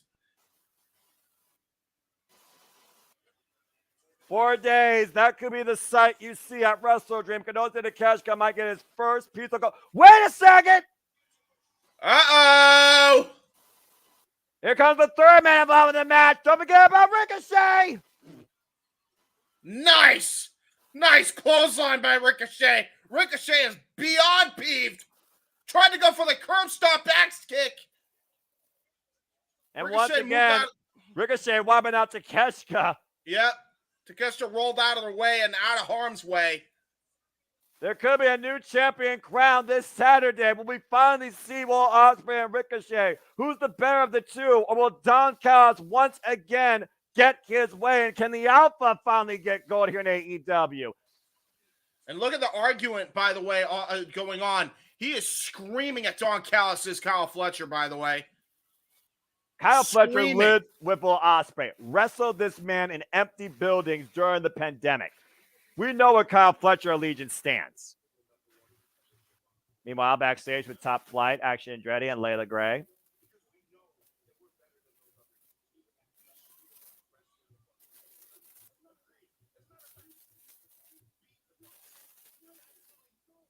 So here we go. We got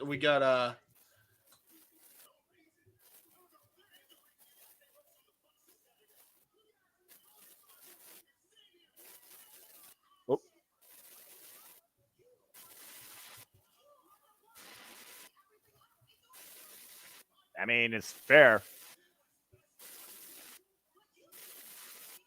It's true.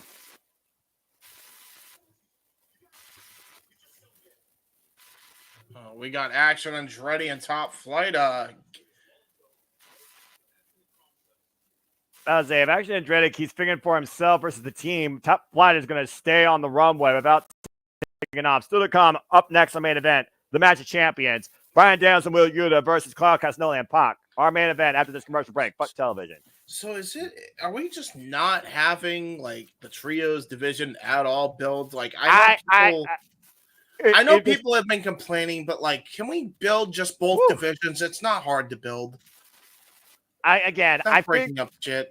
I don't know what's happening anymore with the trios divisions. I think it's non-existent at this point, unless you're called the House of Black, and the House of Black are doing two separate things. Just to recap, let's just go ahead and rewind a little bit, though. Let's recap what just happened. Will Ospreay finally saying he's done overall with Don Callis, while Don Callis saying that Will Ospreay is mentally soft, weak. He didn't listen to Don Callis' strategy. They lost the tag titles, and so he reminded him who makes the rules, who does the orders, who's the guy with the plan. Will Ospreay wanted none of it. Don Callis didn't want to accept that. So now we know that Will Ospreay no longer is associated with Don Callis, and Kenosuke Takeshita is Don Callis's alpha, his best wrestler in the world now in his pocket. And he wants Kenosuke to win the national championship this Saturday. He also wants Kyle Fletcher to choose between the family and his brother. We saw tonight Kyle Fletcher wasn't willing to do that. But if Kyle Fletcher makes a choice this Saturday, that could be make or break Will Ospreay in the International Championship. Not to mention, we still don't know who's better between Ospreay and Ricochet. That's a whole nother timeline that we're trying to figure out here. Because you know Ricochet wants that title as well. It's more than just the title on the line this set. There's a lot to unfold with this triple threat. Whew. It's a lot going on. There's a lot of matches. We got a lot of different bad blood type of scenarios going into Wrestle Dream. Yeah, Wrestle Dream is about to become a lot of people's nightmare, I think. And again, the second ever Wrestle Dream, the first one honoring Antonio Inoki. This one, I don't think there's going to be no honor, just a lot of revenge and maybe some resolution. And we'll learn once and for all who owns the war and the AEW World Championship. And like you said, it's a stacked card. We now know it will be Mariah May versus Willow Nightingale for the AEW Women's World Championship. Kenosuke Takeshita, Ricochet, Will Ospreay, triple threat for the AEW International Championship. The Young Bucks versus Private Party for the AEW World Tag Team Championships. Jay White called out Heyman and Adam Page. That match, folks, is not yet official. Mark Briscoe will defend the Ring of Honor World Championship against the Learning Tree, Chris Jericho. Chris Jericho, of course, a former Ring of Honor World Champion. He's already stirring the pot with the newest member conglomeration, Rocky Romero. And, of course, we also know Sir Strickland returns home to Tacoma, Washington, and he will be there at Wrestle Dream. We finally going to see business pick up, and we'll be alongside Prince Nana or MVP. And there are things about to get almighty in All Elite Wrestling. And, of course, our main event for the AEW World Championship, Bryan Danielson versus Jon Moxley. And the TNT champion is on the line as Scapegoat Jeff Perry is about to speak, as he will defend against the wrestler Katsuyori Shibata.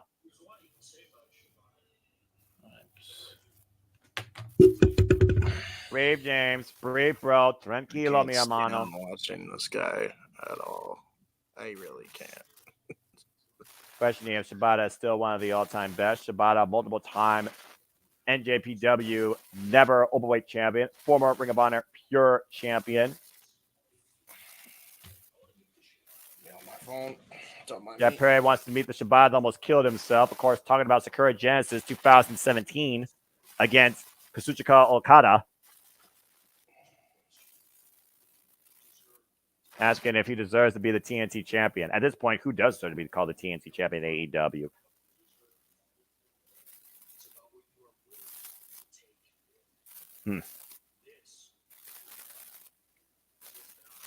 Says that says he's one of the best. Come and take it from me if you can. Nope. Jeff Perry. Shibata and Jeff Perry, of course, dead focused. Talk about mostly charged. You want to talk about the American Dragon Bryan Danielson? Oh, yeah. He's mostly charged. As he comes out, the final countdown. Well, again, this Saturday, he said will not be his last match in professional wrestling. But again, we know we're on the final countdown. For the next time Bryan Danielson loses, his career is over. And this could be the final time you hear this song on Dynamite.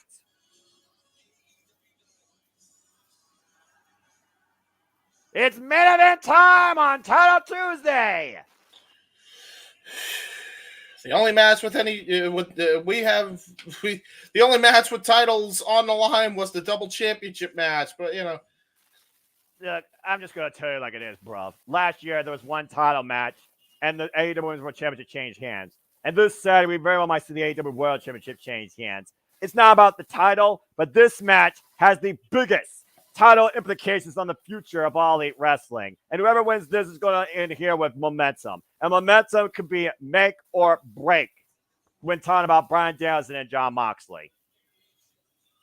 The fact that Wheeler Yuta is coming out to the final countdown is a mind and a half with Danielson. Yeah, I'm about to say, how you think Wheeler Yuta feels about all this? Well, I gotta imagine this guy's got to feel heartbroken, if anything. Like, his brothers betrayed him. They betrayed his biggest mentor, the only one that was actually treating him with any respect, as far as I'm concerned. Well, Claudio Castagnoli, though, had a very poignant message to you on Saturday. Did I ever lie to you? I will always be there for you, and I have always been there for you. But tonight, they're on opposite sides. So will he be looking out for Willie Gooder tonight? Or is Claudio Castagnoli looking out for himself versus Jon Moxley's agenda? You talked about, again, the running mates, Blackpool Combat Club. We talked about the history of Jon Moxley and Bryan Danielson. Whoa.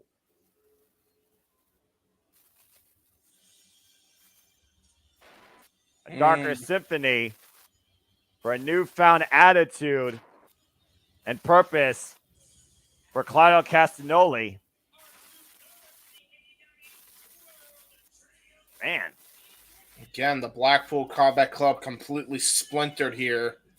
No longer Blackpool Combat Club, clearly, but you are looking at the other two-thirds, the AEW World Trios champions, Claudio Castagnoli and Pac. Of course, the world champion right there, Bryan Danielson. Of course, he and Claudio Castagnoli, they have shared blood in that ring against one another and alongside each other. Man, the Europe has made a lot of money via TK. I'm just saying. Ain't that the truth? Bryan Danielson, arguably one of the greatest champions, one of the greatest professional wrestlers we've ever seen. And this Saturday might literally be his swan song. At least from this company, we'll see if he even comes back to wrestling after this, or if we what know is Bryan even the Danielson, implications after this. Well, again, we don't know because, like Bryan Danielson said, he made a promise to his daughter as well. He's not even wrestling on a contract anymore, James. Remember that. His contract expired at the beginning of August. He won the World Championship as a free agent, and he's still here because he loves AEW. But he said it himself. If he loses the title, he is done, period. And again, folks, you could show your impact, help the people affected by hurricanes. Text the lead to 707070.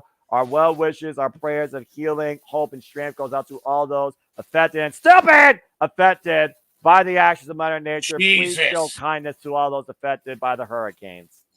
Immediately kicked the shit out of Claudio Castagnoli. Danielson already living up to what he's promised, that he was going to kick his effing head in. Well, we heard what Bryan Danielson said at the beginning of Diamond, and after what Jon Moxley said here as well. And Yuta missile drop out of the corner. Well, Will Yuta now coming in to aid Danielson. And look at that beautiful synergy here with the double team. The toe pan, the running knee off the apron. Bryan Danielson and Will Yuta in firm control in the early going here. This is like a really sad state of affairs, really. Well, again, for Willie Yuta right now, he's at the biggest crossroads. Again, like you said, literally brought into Blackpool Combat Club. We talk about Pac, we talk about Claudio Castagnoli and the rocky hits they had there for the Ring of Honor World Championship. Bryan Danielson right now with the Romero special to Pac. Tag. Nice tag. Brilliant tag there. Oh, no. Oh, man. No. Drop kick. Jon Moxley, record 3-time AEW World Champion, covered by Yuta on Pac. Gets a 2 count.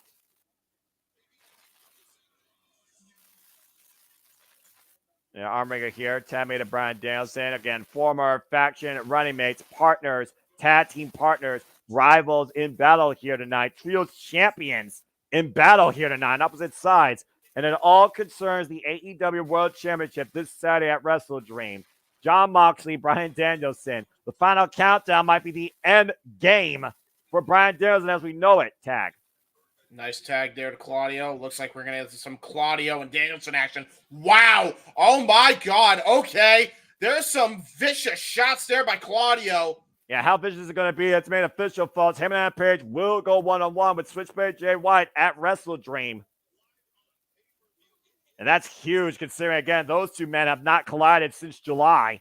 And both these men are not the same as they once were coming in. That's a pump kick there. Great pump kick there by Pac. Remember last year at Wrestle Dream, James, unfortunately you weren't part of the call. It was Bryan Danielson versus Zack Sabre Jr. one-on-one, and Bryan Danielson got the win. It's twofold this Saturday. There's two things Bryan Danielson wants to do this Saturday. Get revenge against Jon Moxley and hold on to the AEW World Championship. For Jon Moxley, clearly the agenda is gaining the AEW World Championship. But what else comes with that still remains to really be understood. And for what purpose?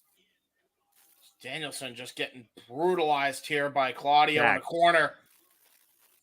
Oh, is that a tag? I'm just seeing the tag. You might want to pause for a second. No, you're fine, by the way. No, you're fine, dude. I'm just, just taking it all in right now. Again, Pac right now is legal to your point. Again, Claudio Castagnoli showing more forward aggressive than I've seen in a long damn time. At one point, Claudio said, I'm not the wrestler I want to be. I'm the wrestler I have to be. Is Claudio still that at this point? I don't know. And Jon Moxley also said last week, you think I'm doing this for me? This is bigger than me. You forced my hand. I'm not doing this for myself. Again, what is Jon Moxley doing this for? I think we're about to find out at Wrestle Dream. I think we're going to have a shock through the system. I ain't talking about an undisputed kind. Wait, lock! German super to the bridge cover on Unit 2! No! Whoa. Great race control there. Now looking for the counter mutilation. He's been using this late in matches, of course. He won against Beef on Saturday. Look how nonchalant Kyle comes in and breaks it up. Right. And again, it's like little brother, big brother. Oh, no. And Claudio right now. Whoa! Oh, got caught. And Bryan Danielson looking to follow up with the Thomas Cena. Oh, no. Got caught. Oh! Jesus, I was so close. I'm trying to sync up again because neutralizer. Okay, I think I might have gotten it. And fans, the action will continue. And Restaurant Client picture in picture. You just got dropped with a thrust kick. Whatever Don't this go anywhere. Last commercial break. Fuck television. So whatever this newfound aggression is, man, has definitely reigned its ugly head because that just cut Wheeler Yuta's comeback attempt completely down to size. And literally, that kick knocked Yuta's teeth out of his mouth. But you saw the way, again, that Claudio didn't go in physically after Yuta when he broke up the counter mutilation. A little bit of that, big brother, little brother relationship. Remember, Wheeler Yuta and Claudio Castagnoli tagged together. They challenged the Young Bucks for the AEW Tag Team Champions out of All Out prior to the betrayal of Claudio Castagnoli. And now he's going to just hold him. He's trying to talk. You'll notice he's trying to talk some sense into him. We can only know what the hell is being said as there's a commercial break, but, trying to convince him to join their side almost, or at least see it from their perspective. And now look at that. Oh my God. Just turns it into a gut-wrench suplex after whatever the heck he was telling Yuta. Yuta trying to fight back. Well, again, is Yuta fighting back mentally or fighting back physically? What's the tougher fight that Yuta's facing right now? That's a good point. Tagging the Pac. And, of course, our card at Wrestle Dream is stat. We have City Predicting tomorrow. We know Swerve Strickland is returning. Heyman at Patience. Bray Wyatt is official. Jack Perry, the scapegoat, will defend the TNT Championship against Katsuya Shibata. Bryan Danielson still grasping that shoulder. Darby Allin and Brody King will go one-on-one in a match that is absolutely personal, but also probably self-assuring about your place in All Elite Wrestling. Brody King wanting everything Darby Allin has, and Darby Allin asking Brody, prove to me how bad you want it. The Glamour Ryan May will defend the AEW Women's World Championship against Willow Nightingale. And after that pounce earlier tonight, cover, immediately bridge up by Yuta. I almost wonder if Mariah May remembers that Willow's her opponent. Also, Mark Briscoe will defend the Ring of Honor World Championship against Chris Jericho, and a fight that definitely feels like it's going to be more than just one Briscoe involved in this match after Jericho literally brought up Jay's name. I think he's going to live to regret that. And a harsh lesson to be paid. Will Ospreay will defend the AEW National Championship against Ricochet and Kenosi the Catch Captor, finally leaving Don Callis behind him. But now Don Callis is the person of the dead to cost Will Ospreay everything. And you got to wonder if Kyle Fletcher will be part of the equation. Then we got the Young Bucks versus Private Party for the AEW World Tag Team Championship. A newfound aggressive side of Private Party going up for the championships. Finally going to see if they can get 3-0 against the Young Bucks. And in the main event, Bryan Danielson defends the world championship against Jon Moxley, once very close allies and friends, now turned bitter enemies and rivals. And it is extremely personal come Sunday or this Saturday, when it comes to the world championship. And that's our card for wrestling. A massive card play. Oh, God! What a back body drop by Claudio. Oh, my. Talk about massive height. Chinlock applied now. Claudio Castagnoli dragging you to the corner. Again, notice how much Claudio's getting physically involved here. He gets just involved enough for control and immediately tags in Pac. Pac showing no signs of remorse or restraint. Tag. Really interesting seeing Claudio Castagnoli so hesitant here against Yuta. Again, you can tell he's trying to say something to him. AEW Dynamite Live Title Tuesday here tonight on this Tuesday night. Remember, folks, there is no Dynamite tomorrow. And I know it's going to feel weird, but again, we'll be here with Simply Predicting, 10 p.m. Eastern Standard Time. You still want to keep up with the Simply Reliable Studios. And thank you for those who have been tuning in the entire time or even just now. Hope you enjoyed the conversation, reactions, and the coverage. We do this across all the biggest fans wrestling: WWE, NXT, AEW, TNA, ROH, NWW, Independence, and everything else in between. Please like, subscribe, comment, tell friends, support my friends, PayPal them. If you want to dictate the conversation, super chat. It's as simple as that. And again, support one another, respect each other, especially those that are facing those hurricanes down under in the lower parts of the country. Again, Sunset Flip, Claudio, though, and Yuta looking for the tag. Bryan nowhere to be found. Uh-oh. Oh, God!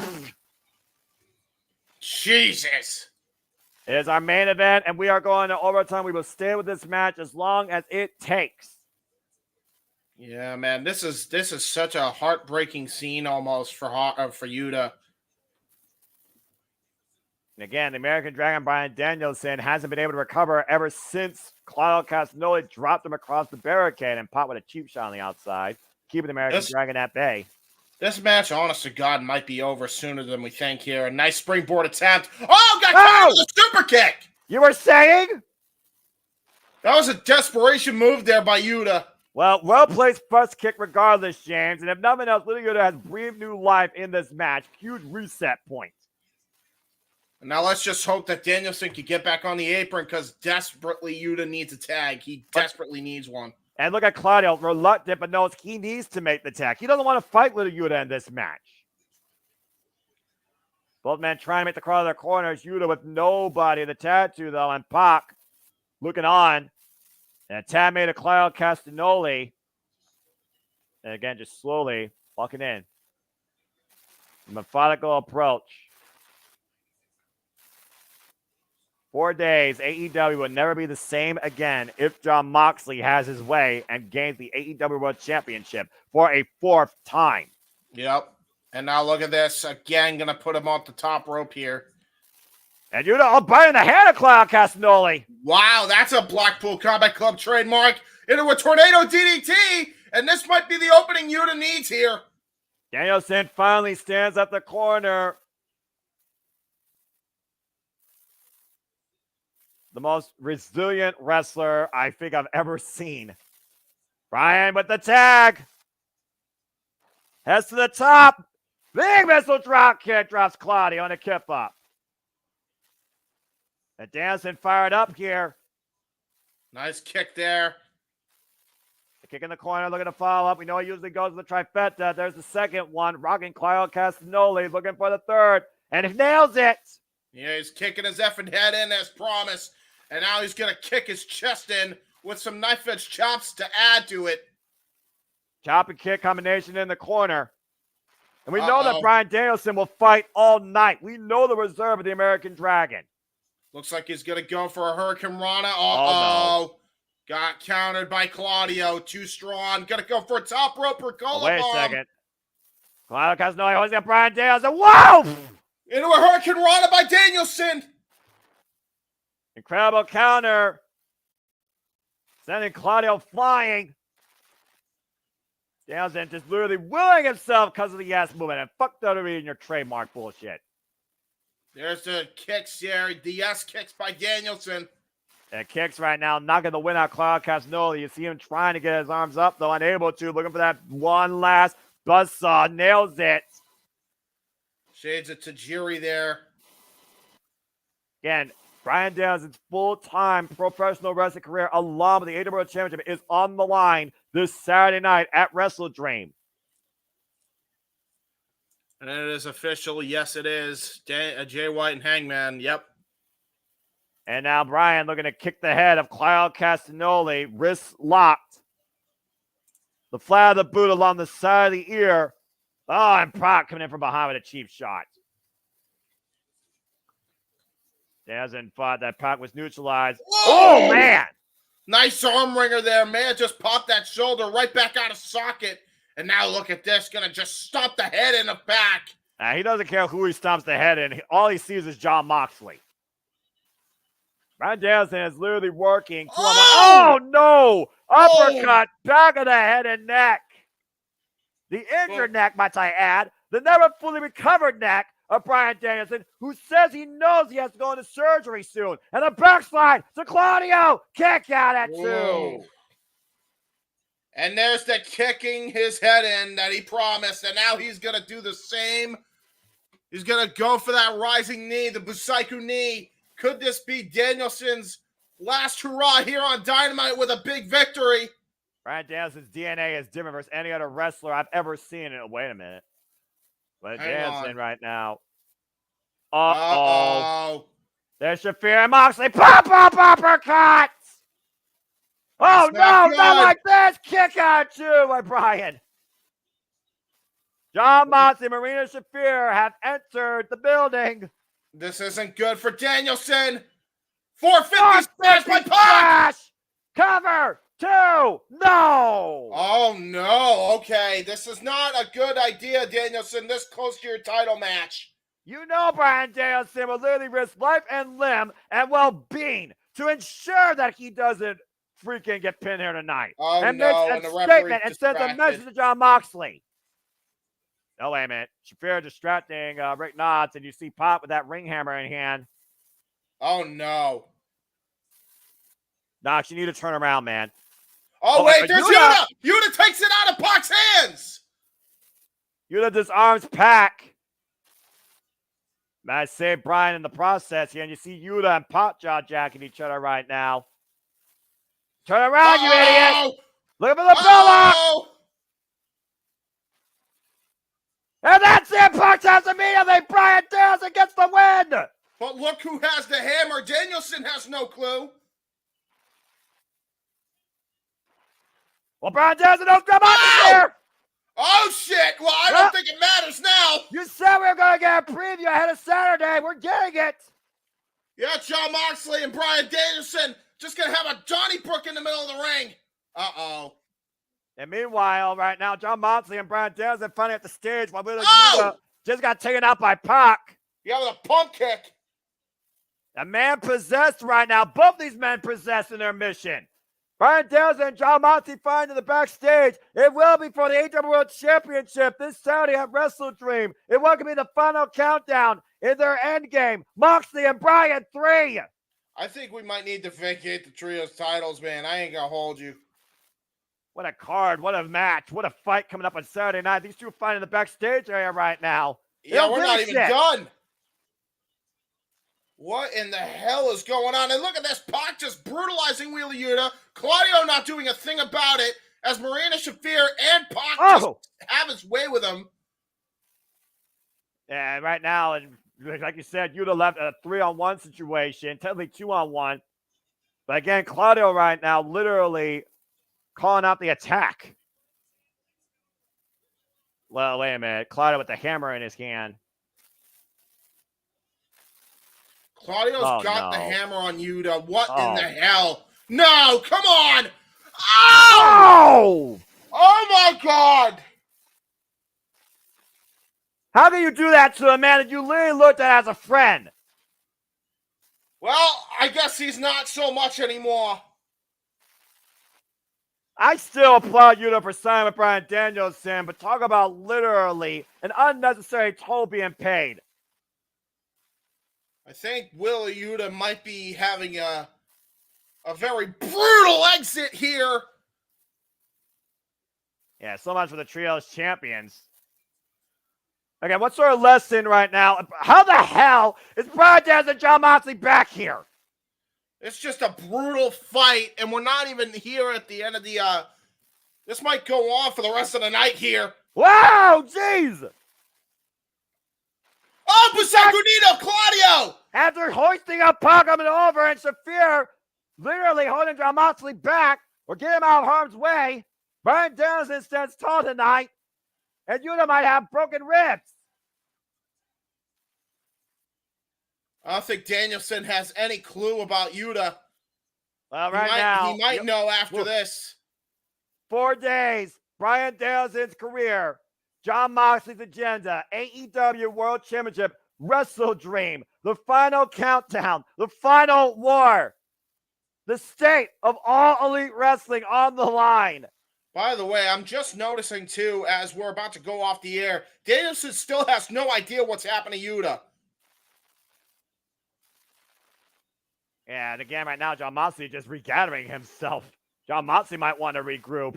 Jon Moxley might not realize who he's facing this Saturday. What do you do against a man that literally has everything to lose? And now there it is. I think Danielson's noticed what's happening to Yuta. He's just found out. Yeah, again, neck injury, back injury, and all. And with Yuta suffering his own injuries tonight at the hands of that ring bell and Claudio Castagnoli. Title Tuesday goes up the air, and all the titles are on the line this Saturday. For James Keeban, I'm Seminole Foster. Thanks for tuning in to AEW Dynamite. We'll see you tomorrow night for Simply Predicting. That was a hell of a show. Good Lord. And with that being said, ladies and gentlemen, thank you very much for tuning in to this broadcast. We're going to do quick plugs and shills. As Noah said, make sure you tune in to his YouTube channel. Noah, take it away, good sir, with your promotions. It's not about me, it's about wrestling, but I'll go ahead and do it just so people know where to go for Predictions League and what. Again, folks, you all make it possible. I do this for the love of wrestling, not for attention for myself. And I thank all you again. Humbled and grateful to be on your screens and in your ears. Follow me, though, if you choose, on the Tricks and on YouTube, and Foster916 for all things wrestling. And I'll do my little plug thing and line at the end. But truly there is where you keep up with prediction leads, prediction league leaderboard, Simply Predicting, and all sorts of other stuff, too, regarding the ATW family and the Simply Reliable Studios. It's as simple as that. And you guys can also check me out on YouTube, Twitter, and X. Or, no, YouTube, X, and Instagram. Sorry, I fucked it up. At JHeemanSide95, and on Facebook at JHeemanHeemer. I do really cool in 10 teams on the internet. So go check out that. Also, make sure you check out my uncle's documentary right now. It is at 1,000 views and counting right now on his YouTube channel. You search up Gary Hebert, should be the first thing you find.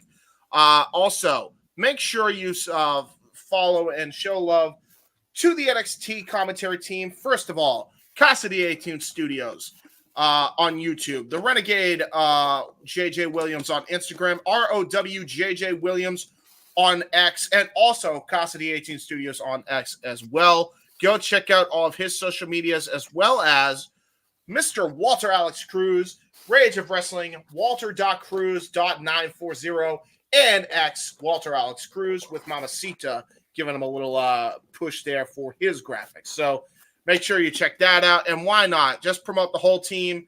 Make sure you show some love to Big G, because why not? Even though Big G was not here, we wish him well. We hope that everything is going well at his new endeavor. So definitely give him some love there. And with that being said, ladies and gentlemen, for the Simple Man and for myself, take us out of here. Only as you can, good sir. On behalf of the Simply Reliable Studios, thank you all again, as I'm about to bid y'all find adieu. For I do this across all things wrestling, AEW family, for I am nothing more but a simple man and a lifelong fan of professional wrestling, damn it, who is here to constantly remind you and encourage you that there are no winners, no losers, no betters, just fans with opinions with this passion we all share. So at the end of the day, folks, support one another, respect each other, and protect your mentality too, and treasure your families and show kindness to those in need. And just enjoy live and enjoy professional wrestling. It's truly as simple as that. So on behalf of James Hebert, say goodbye. Goodbye. And I'm Noah Foster, and it's a goodbye from me. So until next time, make a positive impact in life and have a good night.